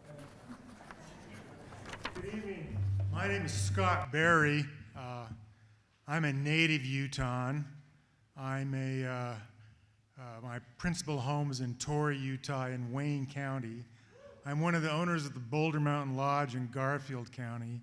And I'm also the board chair of the Alliance for the Wild Rockies and for the Wild Utah Project. And I've got about 50 years of history in the environmental battles in Utah. Speaking from all those perspectives, and on behalf of those organizations, we oppose the Public Lands Initiative, and we certainly support the immediate creation of the Bears Ears. In terms of all the rationales that have been offered here tonight, I can't really do any better than what everyone's had to say so far. But I do have a couple of things to say to these folks right here. First of all, I'd like to say that these gentlemen should be ashamed. They should be ashamed for the disrespect they've shown to the people in this room and to the people on the Wasatch Front. I can't help but conclude that they have nothing really but contempt for the public that's involved in these decisions. And so I think they owe us an apology. And I think the people on the Wasatch Front ought to demand such an apology from these gentlemen. And I'd like to see that happen someday. I don't know if I will. And since they won't listen to us, then I think all we can do is speak to someone who we hope will, to President Obama, to the administration, to the other members of Congress, and say, gentlemen, please hear our prayer. Please realize that what you've heard from these men is a frank, bald-faced lie. It does not represent the interests of the public, and would be the worst thing to do for the future of Utah. That hear us tell you that that is an untruth. And I think if they'll listen to us, that may help us reach our goals. And so I'd like to just finish by saying, I'm not much of a guy for prayers really, but I'll make a prayer tonight. And I'd like to invoke the spirit of the bear, the spirit of the great bears, and make a prayer that the people in Washington hear our voices and ignore what these men say, and they create the Bears Ears National Monument and protect the other lands of southern Utah. Thank you.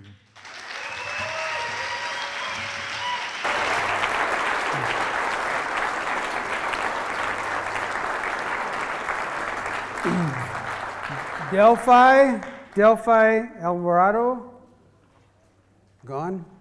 Okay. Marcia and Stan Harmon, they gone? Okay. Fred Swanson, you are up. After that is Dee. Is Dee here? Okay, come on up. Go for it, Fred. Thank you, Tim. And thank all of you who are here tonight. I have one more statement to add to the 2,000 that's right here. All of you know that Utah is a land of exceptional wilderness. But what Representative Bishop is giving us is wilderness with exceptions. Exceptions for game managers to shoot coyotes and wolves from helicopters. Exceptions for the Forest Service to use bulldozers to fight fires. And so on and so on. I think that these provisions and others in the draft PLI legislation represent a huge step backward from the historic compromise that Congress reached in 1964 when it passed the Wilderness Act. When we start down that road, when we begin to accept watered-down wilderness, when we put access ahead of the quality of these lands, I think we're starting to lose something very important. We're fired up tonight, and that's great, and I'm glad to see it, but we also need to be patient. We need to continue to work for legislation that's worthy of the lands that we're entrusted to protect. And we need to be wary of these so-called grand bargains that diminish such lands, that promise us an accessible wilderness, an easy solitude. We like to imagine that somehow we exalt ourselves when we bring the wilderness down to our level. But in the end, when we do that, we only diminish our own stature. This is the time to stand firm, but we're going to have to stand, I think, for a long time and work for what these lands truly deserve. Thank you.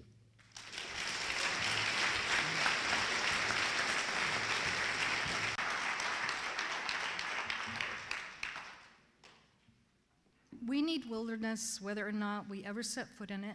We need a refuge, even though we may never need to go there. Author and longtime proponent of Utah wilderness, Edward Abbey, wrote those words nearly 50 years ago. His astute observation is more true now than ever before. We must move away from, I want mine now, because I'll be dead when later happens. Conservation and management must always prevail on the side of wilderness for no other reason than to benefit our present-day endeavors and our future opportunities to come. Thank you.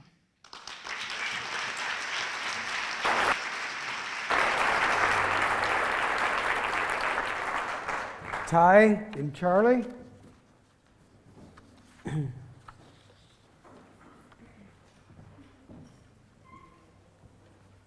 My name is, that's sensitive. My name is Ty Markham. I live in Wayne County, so I live in rural Utah. And I am here to represent MESA, which stands for Mormon Environmental Stewardship Alliance.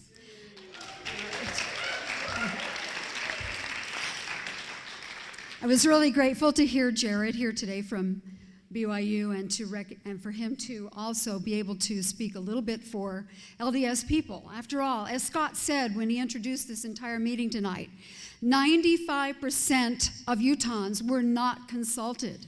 That's also 95% of LDS people as well. We represent a pretty major majority of this state, and we also see that Utah is ground zero for climate change. Yes, a lot of us, a lot of LDS people, they're educated, they do believe in science, and they do understand that climate change is real, believe it or not. They're okay. But tonight and every day since I read the PLI or found out that it came out, I have worn my Zuni necklace to remind me and everyone when they ask me about this necklace that I wear it to remind us that we need to protect the bear's ear. Okay. Also, LDS people really understand this phrase that actually comes from our native Utah brothers and sisters, our First Nation peoples. The land, the water, the earth is not ours. It belongs, we only borrow it from our grandchildren. And that's how we feel as LDS people. We are told by our leaders.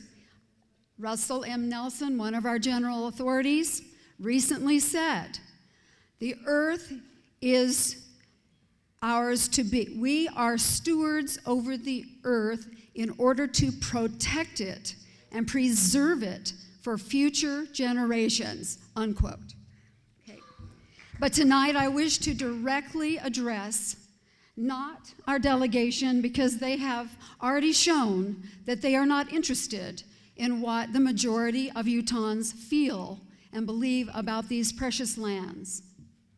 I speak mostly to our president tonight and on record from LDS people in Utah and to our Congress who have to approve this initiative, that the vast majority of people in our state, including the vast majority of Mormons, have absolutely no desire for our public lands to be fracked, drilled, mined, or developed for any reason, especially not for private gain. In Utah, we value our clean, haze-free views of stunning scenery. We value our clean air, our amazing dark night skies in which one can see the Milky Way every night. We value our clean rivers and lakes. In Utah, we value our 20 million tourists who come from all over the world every year to experience the beauty and grandeur of our state, to recreate, to hike, explore, camp, climb, run rivers, kayak, hang glide, to ski and bask in the beauty and splendor and spirituality of our natural world. These visitors spend $7 billion every single year in our state, and they support 150,000 Utah jobs, largely for the purpose of enjoying our public lands. Those lands are by far the greatest reason why many businesses and people choose to locate and invest in our state, to live here, to spend their money here. Studies consistently show that rural counties in Utah with protected public landscapes see better economic and job growth than counties lacking protected landscapes. Unfortunately, we have a governor whose agenda is to sell off and exploit, not protect and promote our precious public landscapes. Utahns do not want its golden goose cooked. By that I mean its cash cow, federal public land, federally protected public lands. We do not want it taken over and despoiled by private interess.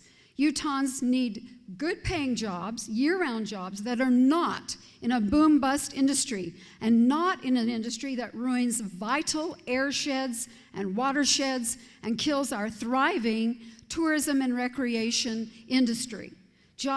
We need jobs that are not in the dirty, dying fossil fuel industry. Utahns want a future for our children and our grandchildren.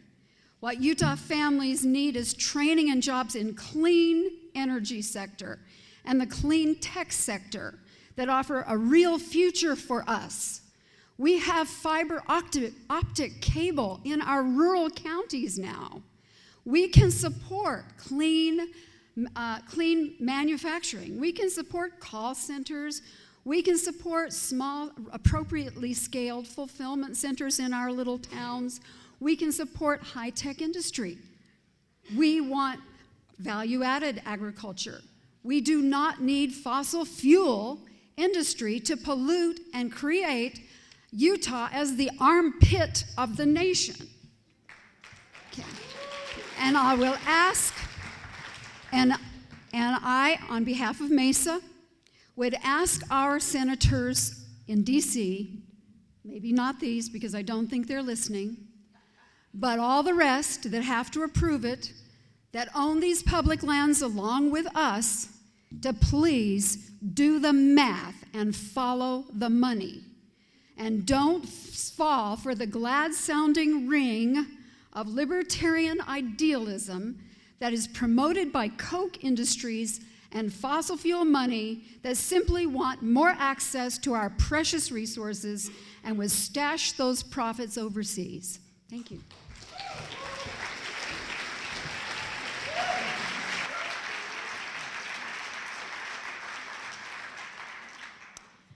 If states overcome long odds to prevail in their efforts to take over public lands from the federal government, states would not obtain significant mineral resources, a factor that could hobble the state's economy. A new analysis released from the Wallace Stegner Center for Land Resources and the Environment at the University of Utah College of Law reveals. I want to talk today to our congressional delegation in their own language, in the language of fiscal conservatism. This plan goes against everything that they have campaigned on. My name's Charlie Keeks. I am a 7th generation Utahn. I was raised in Sandy, Cottonwood Heights. These are their bread and butter districts. They are conservative districts who elected these representatives by and large. And they have facts at their disposal to show that they will not have a good financial outcome from their proposals. In conclusion, these 2 law professors here at the U who are not fringe activists, quote unquote, part of the mainstream, unfortunately, the state appears committed to a legal strategy that has little chance of success, would involve many years of costly litigation. That's for the state of Utah, and where a state victory would come with so many negative unintended consequences. A state takeover simply is not a viable solution to public land management. So, even if you do not value lands and wilderness at all, if you see that as an unimportant value, it is not a sustainable or a fiscally sound initiative. And again, speaking to their own proclaimed values, I often think that they want to stoke a sort of culture war. I am a young, urban, millennial taxpayer. I am the sort of person that they say they want to attract to Utah. And back in 1980, U of U alumnus and one of Utah's best writers, Wallace Stegner, said, "Federal bureaus are imperfect human institutions. Nevertheless, they represent the public interest, by and large, and not corporate interests anxious to exploit public resources at the public's expense." Who do you stand for? Do you stand for tax-paying voters, longtime Utahns like me, or for corporations? Thank you.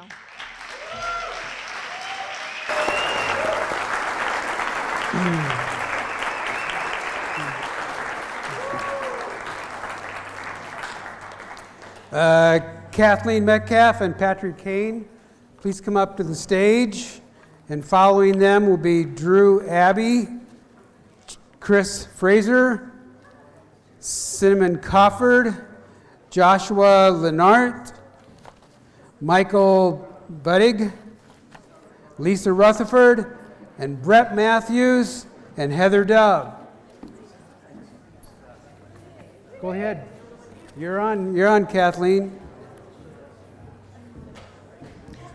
I'm Kathleen Metcalf. I'm a Summit County resident for the last 25 years, and I'm a graduate student in the Environmental Humanities program here at the University of Utah. And when I read the PLI and I see the attempt to devastate our lands today, what's really confounding is the reach into the future by excluding lands from the Antiquities Act. And I want to go on record as my opposition to it. How can it be that our land can be exempt from this national means for future protection? The Antiquities Act has been valued since it was signed into law by Theodore Roosevelt in 1906. It continues to be an efficient and essential means by which assets that belong to us as Americans are preserved, especially over the potential short-sighted self-interest of those who don't have the long-term interests of our public lands in mind. It's unacceptable that the PLI undermines the Antiquities Act. I'm going to go on record against the extraction of resources that contribute to climate change, and I want to go on record in support of the Bears Ears. Thank you.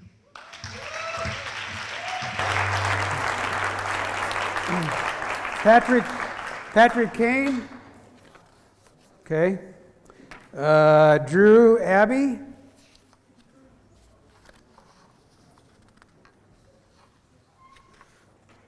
I am Drew Abbey, and I am a Salt Lake City native. Been here my whole life, and this environment just means the world to me. And first of all, I want to just address this issue in terms of one that is an issue of value. And first of all, I want to say to the absentees trying to convince us of monetary value that that is preposterous. It's illusory, and to anybody that's not one of these slack-jawed yokels, it's really intangible.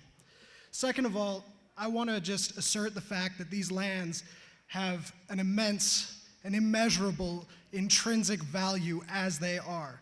Why else would people save up their whole lives to travel all the way around the world to visit our southern Utah deserts? Why else would we take our juvenile delinquents, our addicts, and send them to youth wilderness therapy camps? Why are those success rates so high? It's because there's something deeply spiritually changing about these lands. It is insulting to me that we would say that this PLI would help any of that and that conservation would be part of this. Furthermore, any sort of energy development in the oil and gas industries is incredibly short-sighted, and to pursue that is ignorant, in my honest opinion. And I would honestly rather be devoured by some of our now endangered desert predators by their claws and teeth than choke on fossil fuel emissions alongside them. Thank you very much.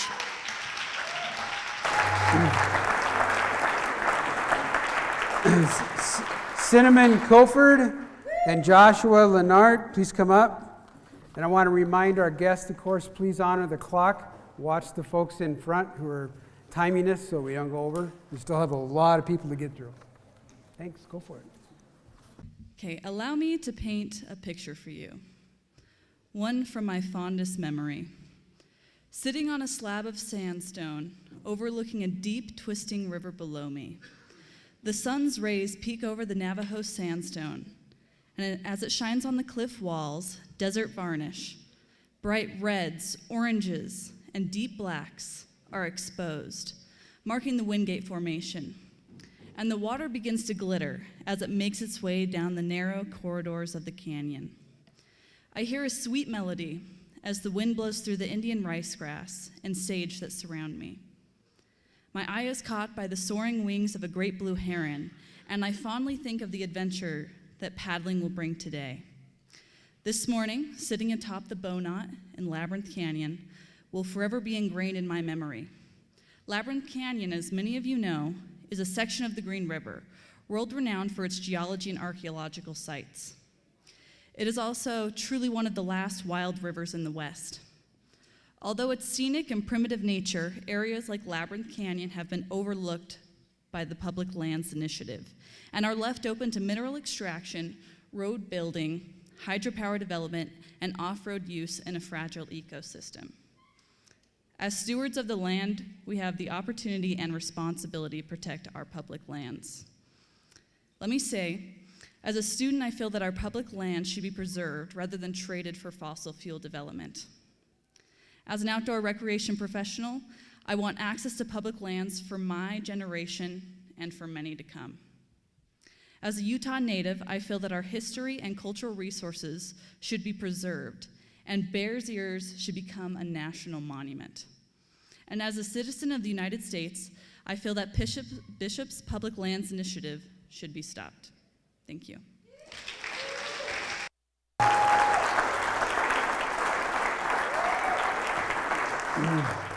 Joshua? No? Okay. Michael? Come on out. After that is Lisa. Lisa, you want to come on up? Hi, my name is Michael Budig, and I live in Salt Lake City. Over the years, I've enjoyed rafting through Desolation Canyon and backpacking through many of the canyons of southern Utah and Cedar Mesa. I resent this blatant attempt by Bishop and Chaffetz and their oil and mining friends to steal and desecrate our lands and submit our wilderness areas to and subvert the protection of wilderness areas. This effort does not represent democracy, and it uses dark money to conduct public hearings behind closed doors. The PLI is a result of a scandalous process and cannot be fixed. It should be flushed. The Utah delegation delayed in order to forestall a national monument declaration. They promised compromise and a fair process, and they lied. They have no credibility, and neither does the PLI. If this is the best they can do, we can expect nothing from this delegation. They have frittered away their chance for a balanced, negotiated bill. We can't trust them, and we should not expect them to do anything further than they have done.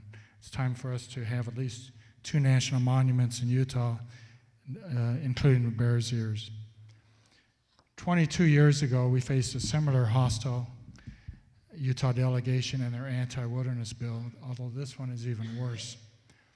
22 years ago, they tried to shut us out by scheduling hearings in Moab, Cedar City, and Richfield, but none along the Wasatch Front. So the conservation groups rented a van, and about 14 or 15 of us went from one hearing to another and spoke. And this included driving overnight to get from a night hearing in Moab to a morning hearing the following morning in Cedar City. And I remember it well because I was the late driver, and we arrived in Cedar City at 4 in the morning. Governor Levitt was helicoptered around, and he seemed very surprised to see us at the hearing. And then we had a citizen hearing at the Indian Center later on, and many of us went to D.C. to lobby against the bill. And Sewell led the way then, and we defeated that crappy bill, and we can do it again.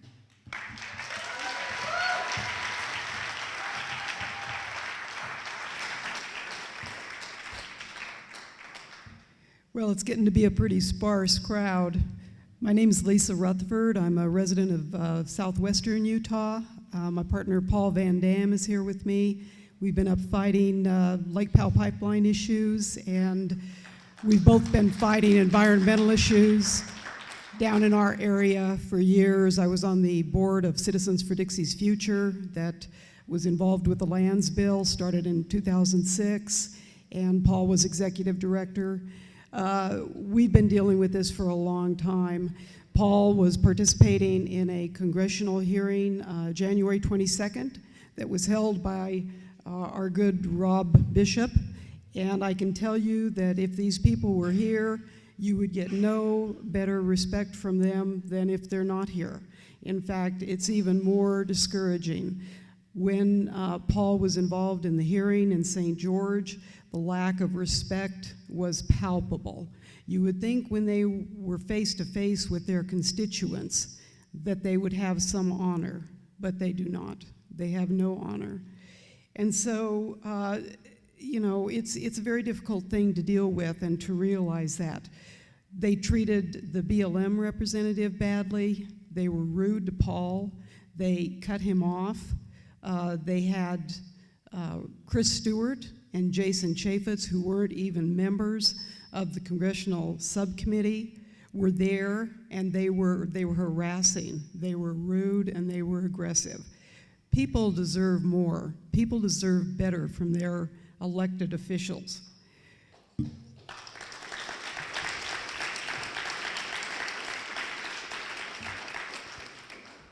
We've been working to protect our areas down there for years, and Senator Hatch tried to do an end run against one of our NCAs, and there's just no limit to the hubris that these people have.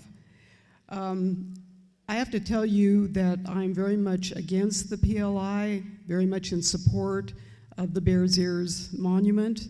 I also have to tell you that I'm a retired 20-year oil company employee. Worked in Alaska for 20 years, lived there for 30.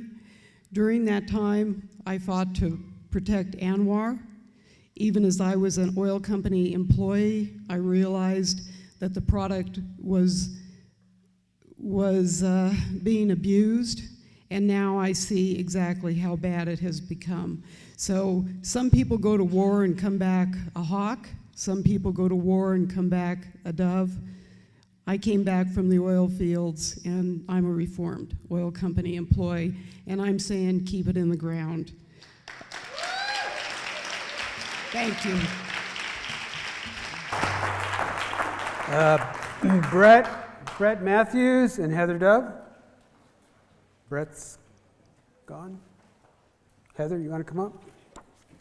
After Heather is Chris Roberts.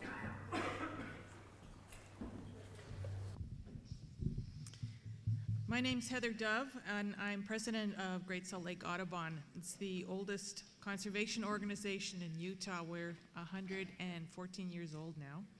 And I'm speaking on behalf of myself and our 1,600 members.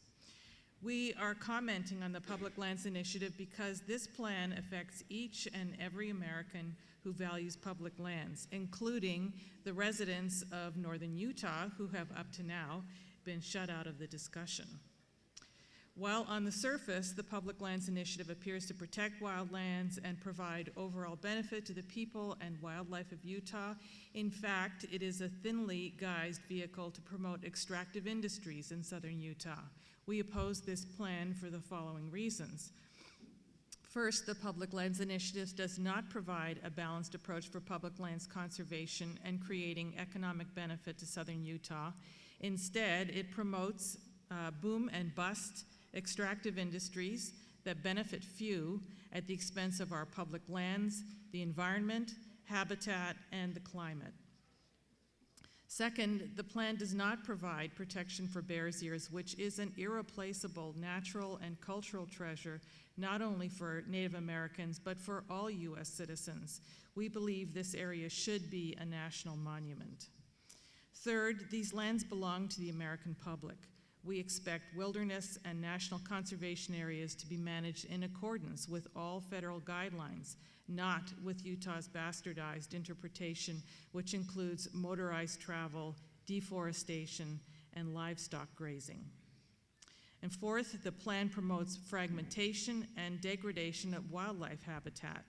Wildlife needs contiguous, high-quality habitat to maintain healthy populations. Habitat loss is the biggest threat to wildlife health and populations. Fifth, this initiative allows industrial activities adjacent to and within our treasured wild and scenic areas. This would degrade recreational use, a multi-billion-dollar industry in the state of Utah. And finally, sixth, at a time when visitation to our national parks and public lands is at an all-time high, this initiative is contrary to the needs and desires of the American people by not protecting the lands that give us sustenance and keep us human. Thanks.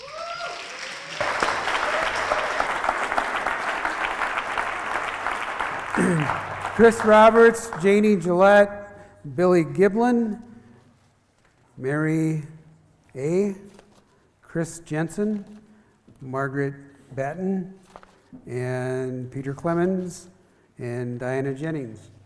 Y'all come up. Go ahead, Chris, you're on. My name is Chris Roberts, and my wife and I drove here from Springville tonight, and we've raised 3 children in these lands that are being discussed tonight, and now we're raising our grandkids on those lands. And the one thing that I think have been left out about a lot during tonight's discussion is that first P word, the public. I'm a volunteer leader with Wilderness Volunteers, and the people that I work with come from across the whole United States. And when I talk to them about this PLI and about the land swap transfer that is also trying to be going on, they get a very P word. They get very pissed off. And one thing that I think that we can do as Utahns, we've talked a lot about Utahns, but these are federal lands, national lands. And they fall within the state's boundaries, but they belong to every U.S. citizen. And all of us here, I'm sure, know people that live outside of Utah. You need to contact them and call them and tell them what's going on and have them reach out to their representatives and to these gentlemen here and tell them how pissed off they are, that these are our lands too. And we come here not to drill oil, but we come here to hike and to camp and to climb and to run rivers. And one of the projects, I wish that one young lady that just talked about being on the Bownut Bend, when she hiked up there, that was one of the trails. I took a trip of an alternative spring break of University of Illinois students up there to work on that trail that she hiked up to get there. And they were very, very upset when they found out about this whole PLI and the whole land transfer. So we just need to spread the word to people outside of Utah to make sure that this bill doesn't pass. Thank you.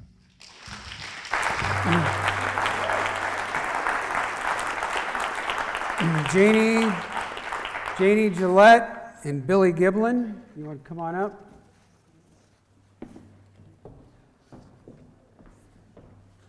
Janae Gillette. I live in Draper, and I'm almost embarrassed to say I live on that ridge between Salt Lake and Utah County where you can actually see the sun in the winter.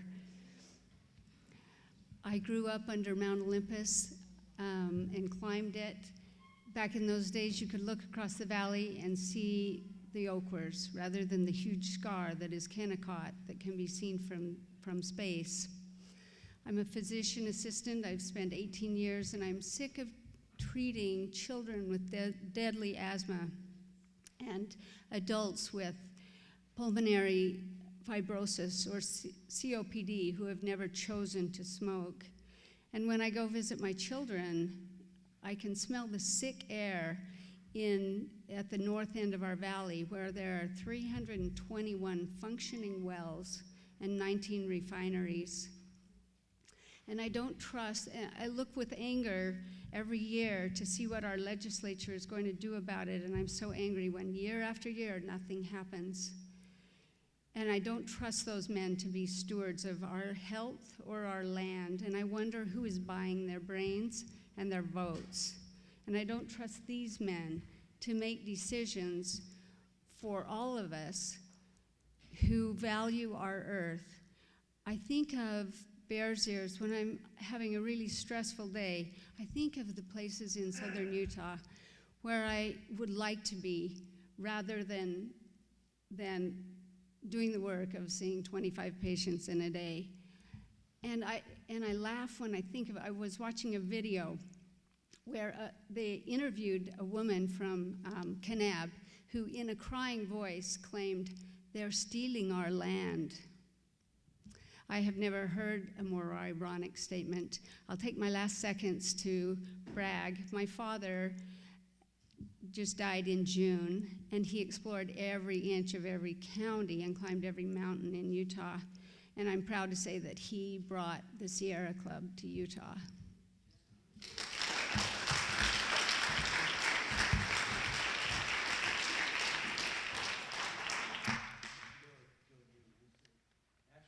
Come up? Yeah, come on. Go ahead, Billy. Go ahead. How you doing, everyone? I'm Billy Giblin. I live outside of Park City these days. 1985, I moved to Colorado from the East Coast. 1987, first time I went to Moab, southern Utah, and I was permanently. enamored and affected by the place. Since 1993, I've lived and worked on and off in southern Utah and moved to northern Utah in 2008. I've lived and worked in Wayne County, Garfield County, Uinta County, Grand County, Emory County, Duchesne, San Juan, Salt Lake, and Summit counties. I was a wilderness guide in the wilderness therapy programs, Aspen Academy, Aspen Youth Alternatives, Second Nature, and Open Sky. I was an outdoor educator, river guide with Outward Bound, and Four Corners School. I was an instructor for Boulder Outdoor Survival School. I spent thousands of nights working and living in the wilderness of southern Utah in the last 23 years. Now with my wife and child, we still go there and explore. We do river trips, San Rafael Swell, canyoneering, hunting, backpacking, hiking, running, just recreating and enjoying a place that we love. In 2008, working for Open Sky Wilderness Therapy, I did a survey for them on our course area. We had a special use permit with the state lands, state trust lands, and with the BLM lands. And so we were out there surveying our camp spots that we were going to locate them away from archaeological sites. So we were looking to find archaeological sites and be a certain distance away from them.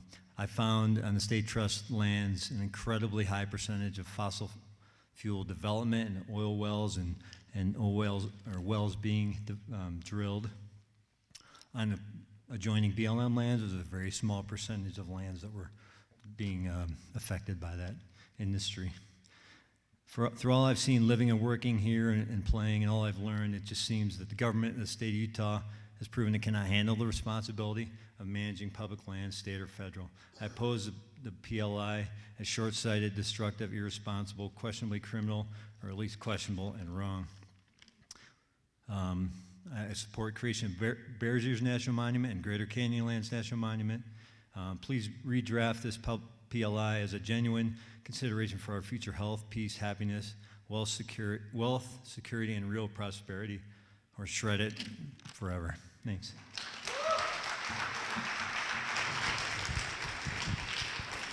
Those of you who stuck around to the wee hours, you get the distinction of hearing our youngest speaker. Go for it. Hello, and I am Asher Jacob, and I am here today because I want all these people out here to see these beautiful places out in Utah and other places in the world, and I don't want them to get destroyed. And if they get destroyed, I want the human race to see them first. So protect wild Utah.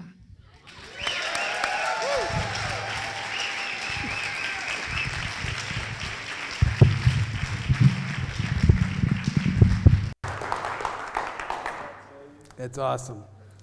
Okay, next up, Mary A. No? Okay. Chris Jensen. Okay. And after Chris is Margaret Batten. Okay. Hi, I am Chris Frazier, and I'm from Salt Lake City. And I'm sorry if I twist my cards all around, but I was going to read from this, and I thought I'd better prepare my own statement, because it's more for me. But I am really compelled to be against the PLI and go on record in support of the Bears Ears National Monument. I believe we should honor the tribal proposal to protect and preserve the 1.9 million acre site, and I believe this is an opportunity to establish a precedent to influence similar movements in the future nationwide. I don't understand their abhorrent dismissal of the monument as proposed, and I don't understand their refusal to honor the tribal coalition. And I don't understand why they encourage further plundering of a land by building more roads. While I can't speak personally to the loss of artifacts to looters, I can't speak to the loss my mother felt when a thief broke into her home, rummaged through her drawers and her closet, and left with the few prized items she had set aside after my father's death. World War II medals, his wedding ring, and a Roman Catholic rosary inherited from his own mother. These were important to her. These things meant nothing to the thief, but everything to my mother.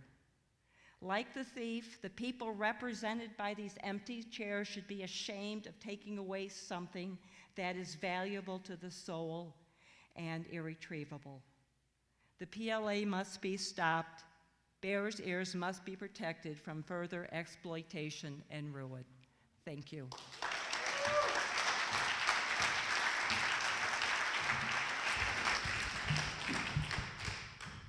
First, I think we should stop for a moment and give some thanks to our court reporter.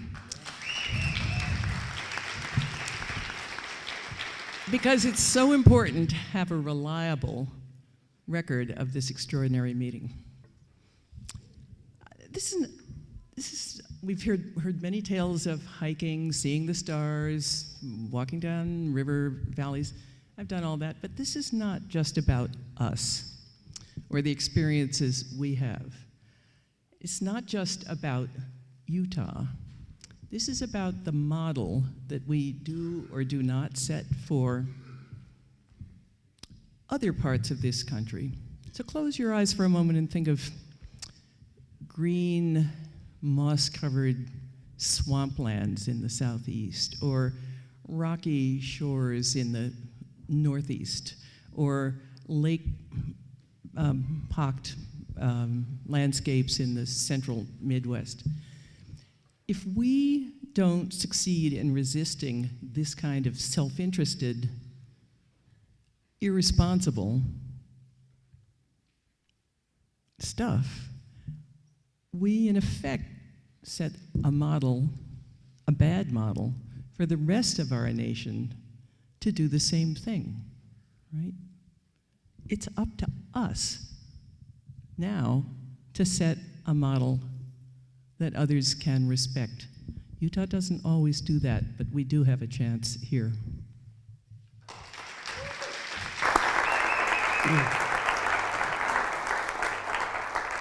Peter Clemens, are you still here? I think he might have left. Diana Jennings, I think she left. Next 8 that I want to announce: Alex Steckel, Samuel Marquise, Cristobal Villas, Ray Wheeler, David Harnicker, Gene Kamansky, and Paul Van Dam, and Dee Downing. Okay, all right. Ray? I'm here. Come on up. Oh, good. Last. Thank you. So I have several things to do here. I go back 30 years with Utah BLM Wilderness and was a person who helped to frame the BLM Wilderness bill that we now have. First of all, I want to read on behalf of my friend Naomi Franklin, who cannot get up to the stage because of her difficulty in walking. She has a very short comment, which I'll read for her. Over 500 adult Utahns in this auditorium apparently unanimously opposing the Public Lands Initiative. Why are we represented by Hatch, Lee, Chaffetz, and Bishop? Why cannot we take control of Utah's government? The constituency in this audience has the power to turn Utah around. Take over politics. Recently in my Glendale neighborhood, we had a community council that had been in power for 18 years and was not in tune with the changing character of our neighborhood, and we got together and we sent a delegation of 130 people to 2 consecutive monthly meetings of that community council, and we exercised a provision in Utah state law that a nonprofit organization, which this thing is, not a government agency actually, can have all of its leadership removed by vote of the general membership, and we kicked them out. And the reason we did it is because they weren't environmental enough, they weren't green enough, and they weren't friendly enough to diversity, and they wanted strip malls instead of locally owned businesses, and on and on and on. And they weren't following due process. Why can't we do that with these people? I'm tired of it. 30 years, Sagebrush Rebellion, one thing after another thing after another thing to try to prevent our finest natural assets from being protected long term. I have been given the 2 minutes that belong to my wife, Amy O'Connor, and I'm going to exercise those to read as fast as I possibly can my prepared remarks, which I think probably have covered things that have already been covered many times over.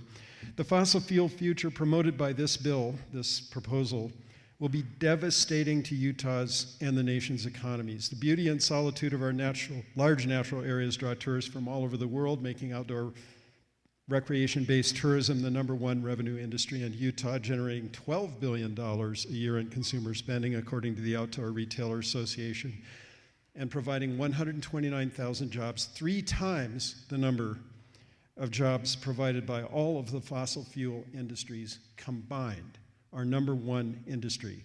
But that's not the greatest contribution of our natural areas to our economy.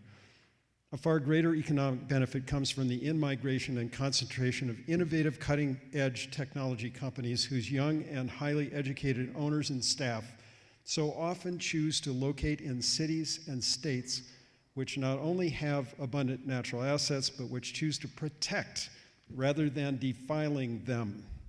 And this is not even to discuss the most valuable asset of all, the quality of life for Utah residents. There is no public lands resource that this bill would not massively defile. I think you've all been much too polite. Instead of protecting as true wilderness areas some of the most charismatic natural areas on the planet, it will target the core wildlands of the eastern and southeastern Utah for the development of coal, oil, natural gas, tar sands, oil shale, uranium, and nuclear power. Fossil fuel energy development is the worst possible investment for our country, because it is in limited supply. The remaining resources will be ever more expensive to extract and process. Worse still, fossil fuels are fatally toxic. They destroy air quality every single day in Salt Lake City and across the Wasatch Front and throughout the state. This pollution is not only damaging our children's health, it's also inexorably destroying the stable climate that has for tens of millions of years been the basis for life on Earth. Instead of leaving our existing natural parks alone, this bill will degrade them by removing Class 1 air designation from most of Arches and Canyonlands National Parks, paving the way for oil and gas fields right up to the edge of park boundaries. Instead of protecting existing roadless areas, this bill will prohibit the closure of mineral exploration trails to vehicular travel, while at the same time encouraging 6 Utah counties to upgrade thousands of miles of dirt trails into highways, thus damaging both wildlife naturalness and promoting the looting of archaeological sites. Instead of removing the state or private inholdings from within federal land at fair exchange values, it provides for the liquidation of high-value federal lands at fire sale rates. And instead of protecting 100,000 archaeological sites, one of the richest treasure troves on the planet of archaeological sites, of spectacular value. Within a Bears Ears National Monument, it will designate a national conservation area much smaller and open to such things as oil and gas development and road construction. So I have a simple suggestion for the framers of the Public Lands Initiative.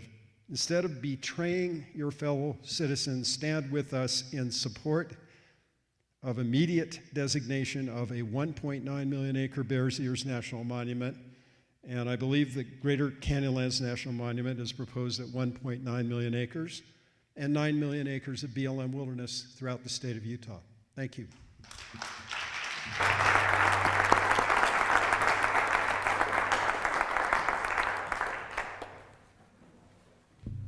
Hi, thanks for sticking around. I'm Alex Steckel. I live and work both in Salt Lake City and Escalante. And I just want to offer a couple of comments. Representative Bishop and Chaffetz's, they both pretend to give an equal voice to all of the stakeholders, interested parties within the framework of the PLI. But their actions run contrary to the funding that the state of Utah has allocated to wrest control of the federal land within the state. Since 2002 to 2013, the state has allocated nearly $14 million to the Constitutional Defense Fund. It's something that very few people know about in this state. And they are poised to spend another $14 million of taxpayer money to take over the management of federal lands that belong to every American. These acts provide the context and the lens that the PLI should be considered within. Our elected officials, both at the state level and our congressional delegation, have condoned the behavior of Phil Lyman, the Bundys, Finnegan, and the Malheur occupation. They have never gone on record to refute their actions. Our governor then turns around and gives $25,000 to Phil Lyman's legal defense fund. I think these examples of governance speak volumes about the integrity of the PLI. Thank you.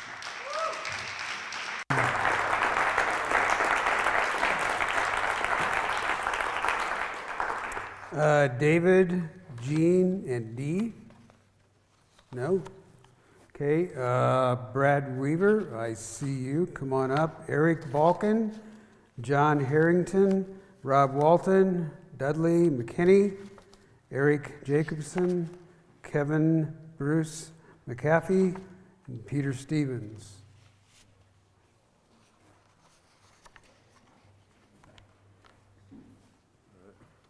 How you holding up? I'm holding up. My name is Brad Weaver, and I'm guessing I am the last surviving constituent of my Congressman Rob Bishop in the audience tonight.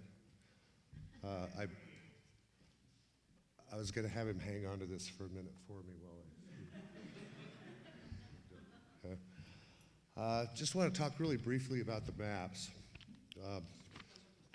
Okay, sure. How's that? Everybody got their hand out, and they were up on the screen here earlier. Wanted to talk a little bit about the just the long history of how these maps come to be with us tonight. Ray Wheeler just left. He was one of the early map makers in terms of identifying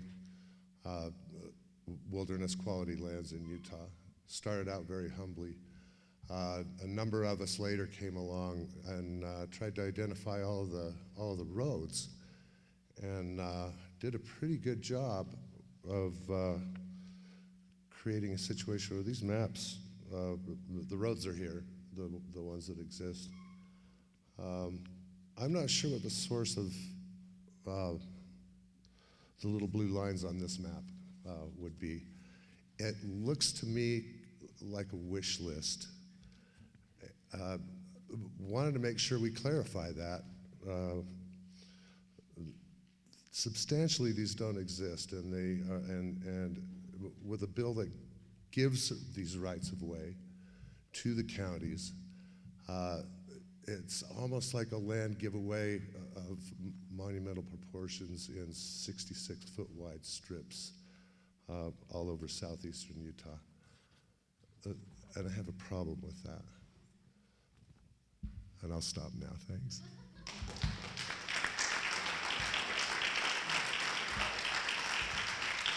Good.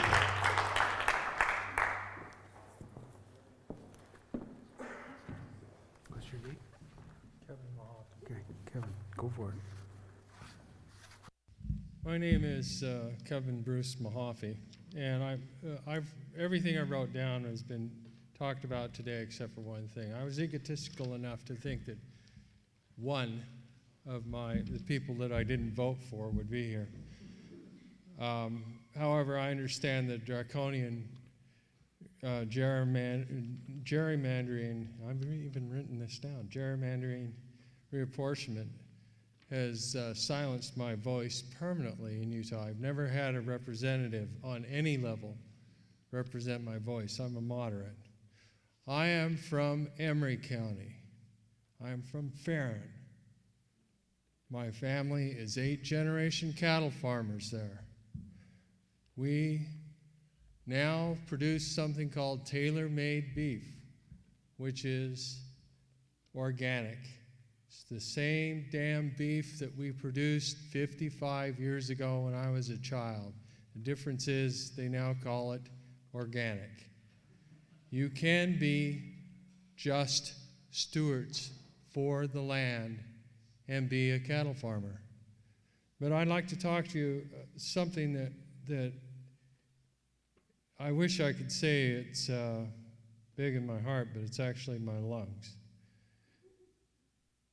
The U.S. Magnesium has been producing magnesium since 1971. Their output of chlorine in the atmosphere has been a major polluter of that chemical worldwide, the production of which creates a chemical stew which is blown into the Great Salt Lake Valley. It has been suggested that 90% of all free chlorine that is released in the atmosphere is from U.S. magnesium. That's 90%. It is not often remembered that the first modern weapon of mass destruction was chlorine gas, and it was used in the trenches of World War I. This company is releasing a chemical that has been banned by the Geneva Convention onto a witless population. There has been no oversight by state, national, or local governments. For 47 years, they've been releasing the same chemicals. I also go into, in this document, about Hercules poisoning the water. It all goes downhill from here. There's a 200-mile stretch that's called the Dead Zone outside of New Orleans. We are not just Utah. Now, we learned early in Emery County what happens if you do not do something right. The land goes bad. We had to learn the hard way. There's a place called Mullen that nobody ever lives in because the land went bad. If we are to continue growing the food you eat, it has to be done responsibly. If we are to continue, we have to stop killing the water and poisoning the air. Period. These land grabs are just that, land grabs, and they are poisoning us. My grandchildren cannot go out of their bedrooms because they are afflicted with the same asthma I have. Now, which one of you wants to be enslaved into a bedroom for your whole life because you can't go outside? They cannot breathe the air that I knew in Emery County. I'd like to commit that.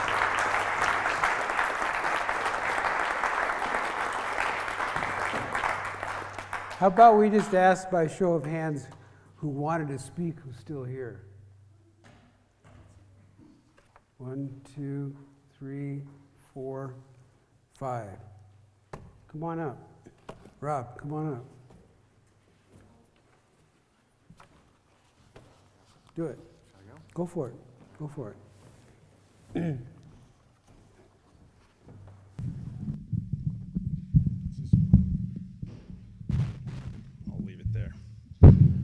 nice to be here with was clearly a couple thousand fringe advocates, fringe activists.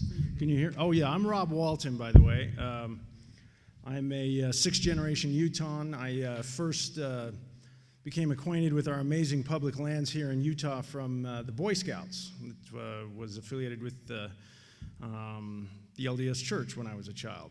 And it grabbed my attention at age 12 and has never left me since. Look, I agree with essentially everything I've heard here tonight, and I kind of want to change the tone because I'm angry. I'm really angry about this. This is my heritage, and you know, the public lands that we have here in this state are a gift, and our elected representatives are treating it as if it's some sort of curse. And it's outrageous. It's just simply outrageous. The PLI is a non-starter. I agree with everything that I've heard. And I just want to say about tonight that, you know, I was a little bit late. And I got here after 7 o'clock. And I was so happy to see how many people were here. There had to have been thousands of people here today. And it's now the 10 o'clock hour. And there are still, I don't know, dozens and dozens of people here. It took me 20 minutes to work my way into this room to get a glimpse of Juan Palma speak this evening. And that needs to go to the credit of the Utah Wilderness Coalition and everybody who showed up here tonight.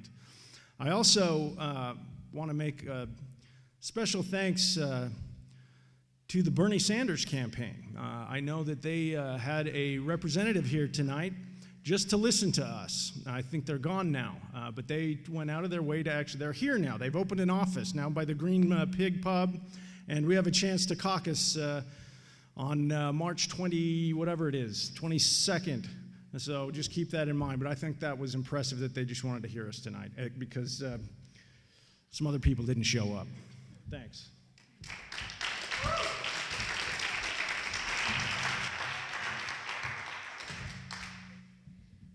My name's Kat Dadlubke, and I'm going to keep my remarks really brief. I wrote a longer statement, but it's late. I just wanted to say that I came all the way out here from Columbia Heights, Minnesota, because I love Utah, and my voice was not heard in this process. I am the 5th great-granddaughter of a Revolutionary War soldier. These lands belong to all of us as Americans, and I wanted to put that in the public record that I'm here tonight, that I drove out here for 2 days to be part of this hearing, and these places deserve protection, permanent protection. The PLI, I don't have polite words for the PLI. We need the Bears Ears National Monument, and we need to go further than that. We need to pass America's Red Rock Wilderness Act. Thank you.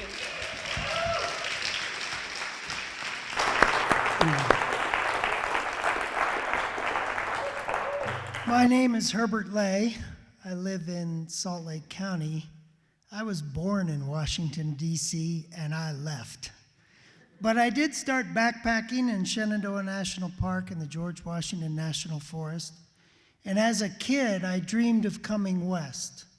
And about 40 years ago, I made my first trip. I think I hit Bryce, Canyonlands, and Zion, and that planted the seed. It took a few years and a Peace Corps tour to make it here, but I came for graduate school in biochemistry, and one of my professors is right there. I graduated with a PhD in biochemistry and have been paying my taxes and voting for the last 24 years.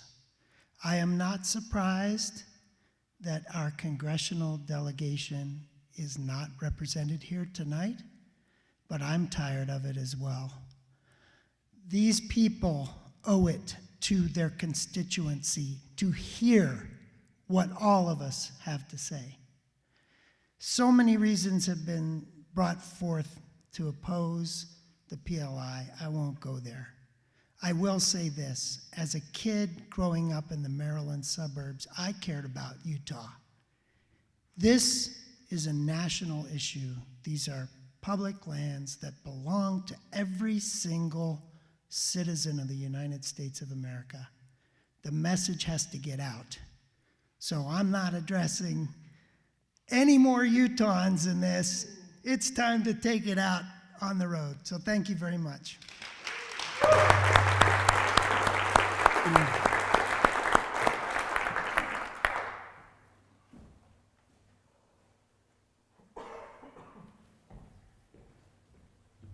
Yes, my name is Randy Long. I've been here in Salt Lake County all my life. In fact, I'm in Cottonwood Heights for close to 50 years.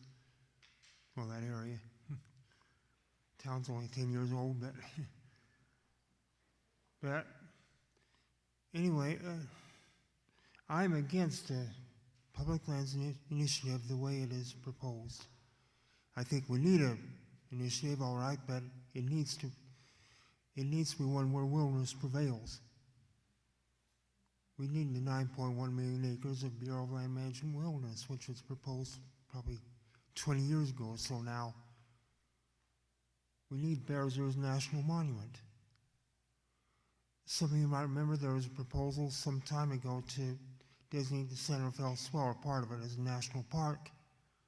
That needs to be done. There was also a proposal, again some time ago, to designate Dinosaur National Monument as a national park. That too needs to be done. Again, we need more wilderness. These areas need the protection bad. I've seen Dinosaur National Monument several times, in fact, hiked there and camped there. That used to be one of my favorite places, I'm sure it would be if I was to go there again.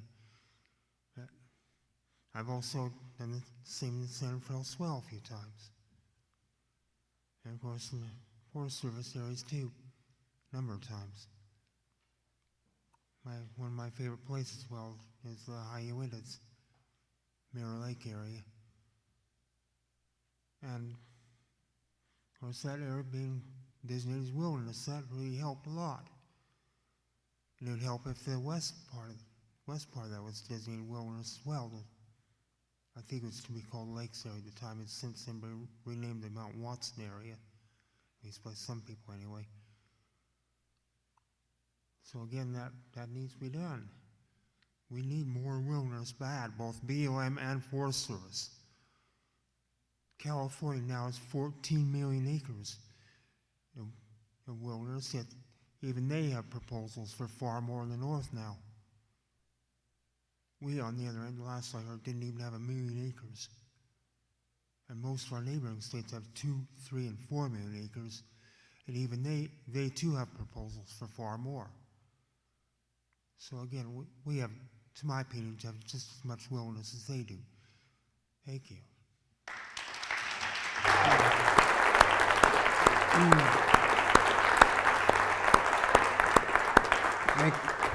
Thank you, Randy. Anybody else? Come on up. Come on up. Just state your name. Come on up, Bart. My name is Wade. I was involved with SUA a few years ago in grassroots the grassroots portion of the Southern Utah Wilderness Alliance. But it's fairly obvious that everybody that's here supports wilderness, so there's no need to kill that. But what I want people to do, and the message I want to get out, is a message of empowerment. Our wilderness lands, our public lands, are the last bastion of American wealth. And the billionaires that want to take these lands from us are empowered with their money, but we're empowered with our spirit, with our passion for these lands, and we need to pass that passion to our neighbors. Every one of our neighbors need to know that we need to vacate these seats and keep them just the way they are. And the only way to get our message heard is to get somebody sitting and replacing these people and the ones that aren't here with people who care about their constituency, care about the people that these lands belong to. And when somebody talks about public lands, they mean we the people, because it is us. It's contingent upon us to take that power and empower those that we associate with. I'm a one-on-one type person, so speaking in front of a large group is a little overwhelming.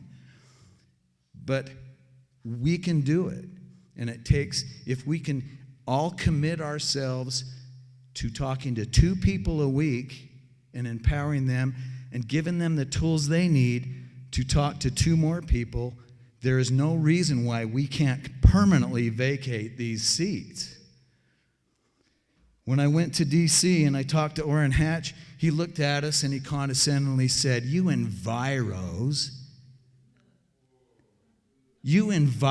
cause all these problems. And I'm sitting to his right and I said, excuse me? He goes, yeah, all the Easterners want to control our lands. I said, excuse me? I'm a native Utahn, 7th generation. I played football with your son. I grew up in the same neighborhoods where you had your family. It's extremely condescending of these people to deprecate us, to keep us down and make us think that somehow we don't have a say in our government, we don't have a say in what happens to our public lands. This is an orchestrated effort to steal our public lands. These guys are connivers. If they weren't, they would be here. If they cared about the people, their constituency, they would be here. They're not here. We want to make sure that they're not there the next time they run for election. And the way to do it is 2 people at a time. I want everybody here to commit to telling 2 people to explain to them that any activity that you enjoy on your public lands, they're not going to be here when they say private property, property of Halliburton or property of BP. But that's what we're faced with. If they control the executive, legislative, and possibly the judicial branches of our government, which is where this will end up, they'll take it from us. None of us want that. This is the biggest threat to our public lands we'll see in our lifetime. Think about it. I've had enough of this bullshit. I don't have to be politically correct. I don't have to be politically correct. You don't have to be politically correct. Over 90% of Utahns enjoy recreating on their public lands off of an ATV. That means 90% of these people have that passion for public lands. They may not know it. They may look at it, the way they've been bribed into looking at it. But we need to empower those around us, and it takes your voice. Unfortunately, there's a handful of us left, but I'm impressed with the turnout. And I'm impressed with everybody that's here. And it's time that we impress upon our neighbors, our friends, our family, that this is why my ancestors had their ass kicked out to Utah in the first place, because of the beautiful land that we have here. There's nowhere like the Colorado Plateau. I've been to 6 continents, 40 countries. There's nowhere like this. There's nowhere. There's a reason why I grew up here. There's a reason why we enjoy these lands. And there's a reason why you and me and everybody we know can make a difference. We can make these seats completely empty. For Orrin Hatch, how many years has he got left? Obviously, Providence isn't playing a role in this, or he'd be gone. But there's no reason why we can't replace these seats with people who care about public lands, with people who value it. The people who don't value it, they're the ones that are going to say, what's wrong with putting an oil rig right over there? Do they really love it? It's dividing the child in half. Going before Solomon, they'd just as soon cut that baby in half. Bart, come on up. We'll let these 2 finish, then we'll call it a night. Hello, my name's Megan Stan. I'm from Michigan. So earlier, somebody referenced some forests that were just 2 lines or a bunch of lines of trees. I grew up in that because Michigan 100 years ago, logged 95% of the forests. This is pretty common across the Midwest. I learned about this when I went to Michigan Technological University and was trained in ecology and applied ecology and environmental sciences. And I became really interested in trying to learn more about how we can improve land management and inform everybody, especially informing people. So I went out to Nevada and worked for 3 summers as a botanist, a botany technician on areas that have burned over. And I saw what improper land management can cause. Overgrazing can cause a very bad fire frequency, and that puts our firefighters in danger, and those are our friends and our family. Mining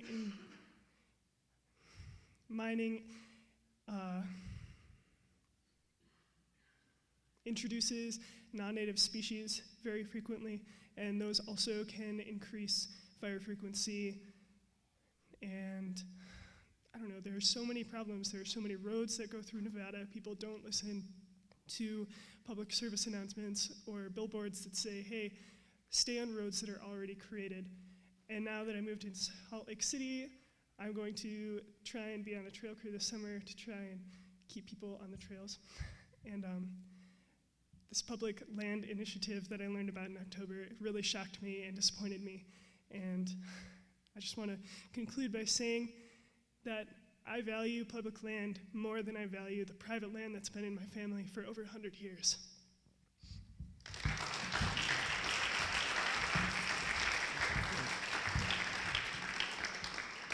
I guess this is a great finale. My name is Bart Tippett. We have a Facebook group called Mormon Stewards Protecting the Earth. We have about 1,500 people on that group. Just get a little update what's happening here. Being LDS, I'm appalled what my fellow brothers in the church have desecrated the Gold Butte area of Cleveland Bundy, desecrated the Mount Hood Refuge, and we got our refuge back. And you think that's going to be over. Now I've learned that FENACOM encouraged 8 ranchers to not renew their leases on BLM land, on U.S. forest land. I have learned now that I attend a Stockton group, and I met the FENACOM daughters. I met the militia, the 3 percenters. I met the Oath Keepers. This Saturday, they're going to be here at the state capitol.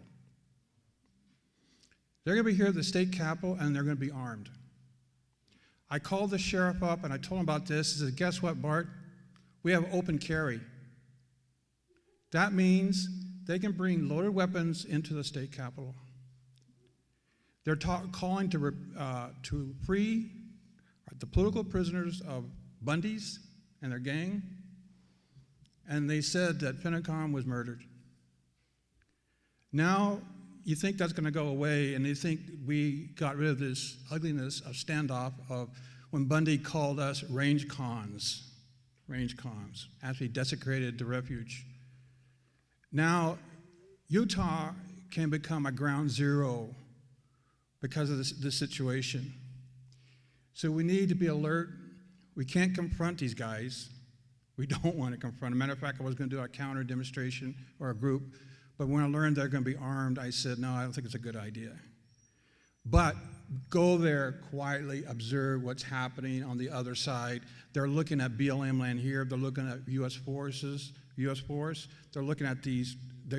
I got one of their monitoring groups on the Facebook.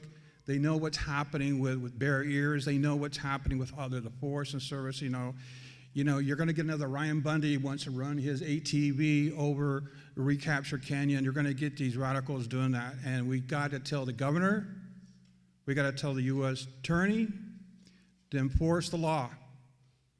Do not desecrate our lands anymore, or you're going to jail forever. You know, we don't want any more killings in this country. We don't, especially in the state of Utah, we don't want standoffs.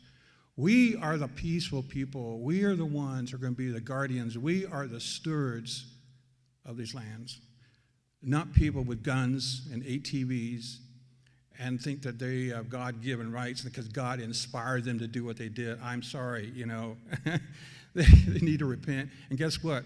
Rob Bishop, Chaffetz, or LDS, they need to be repented. They're doing what they're doing wrong to our country and to our property. Thank you.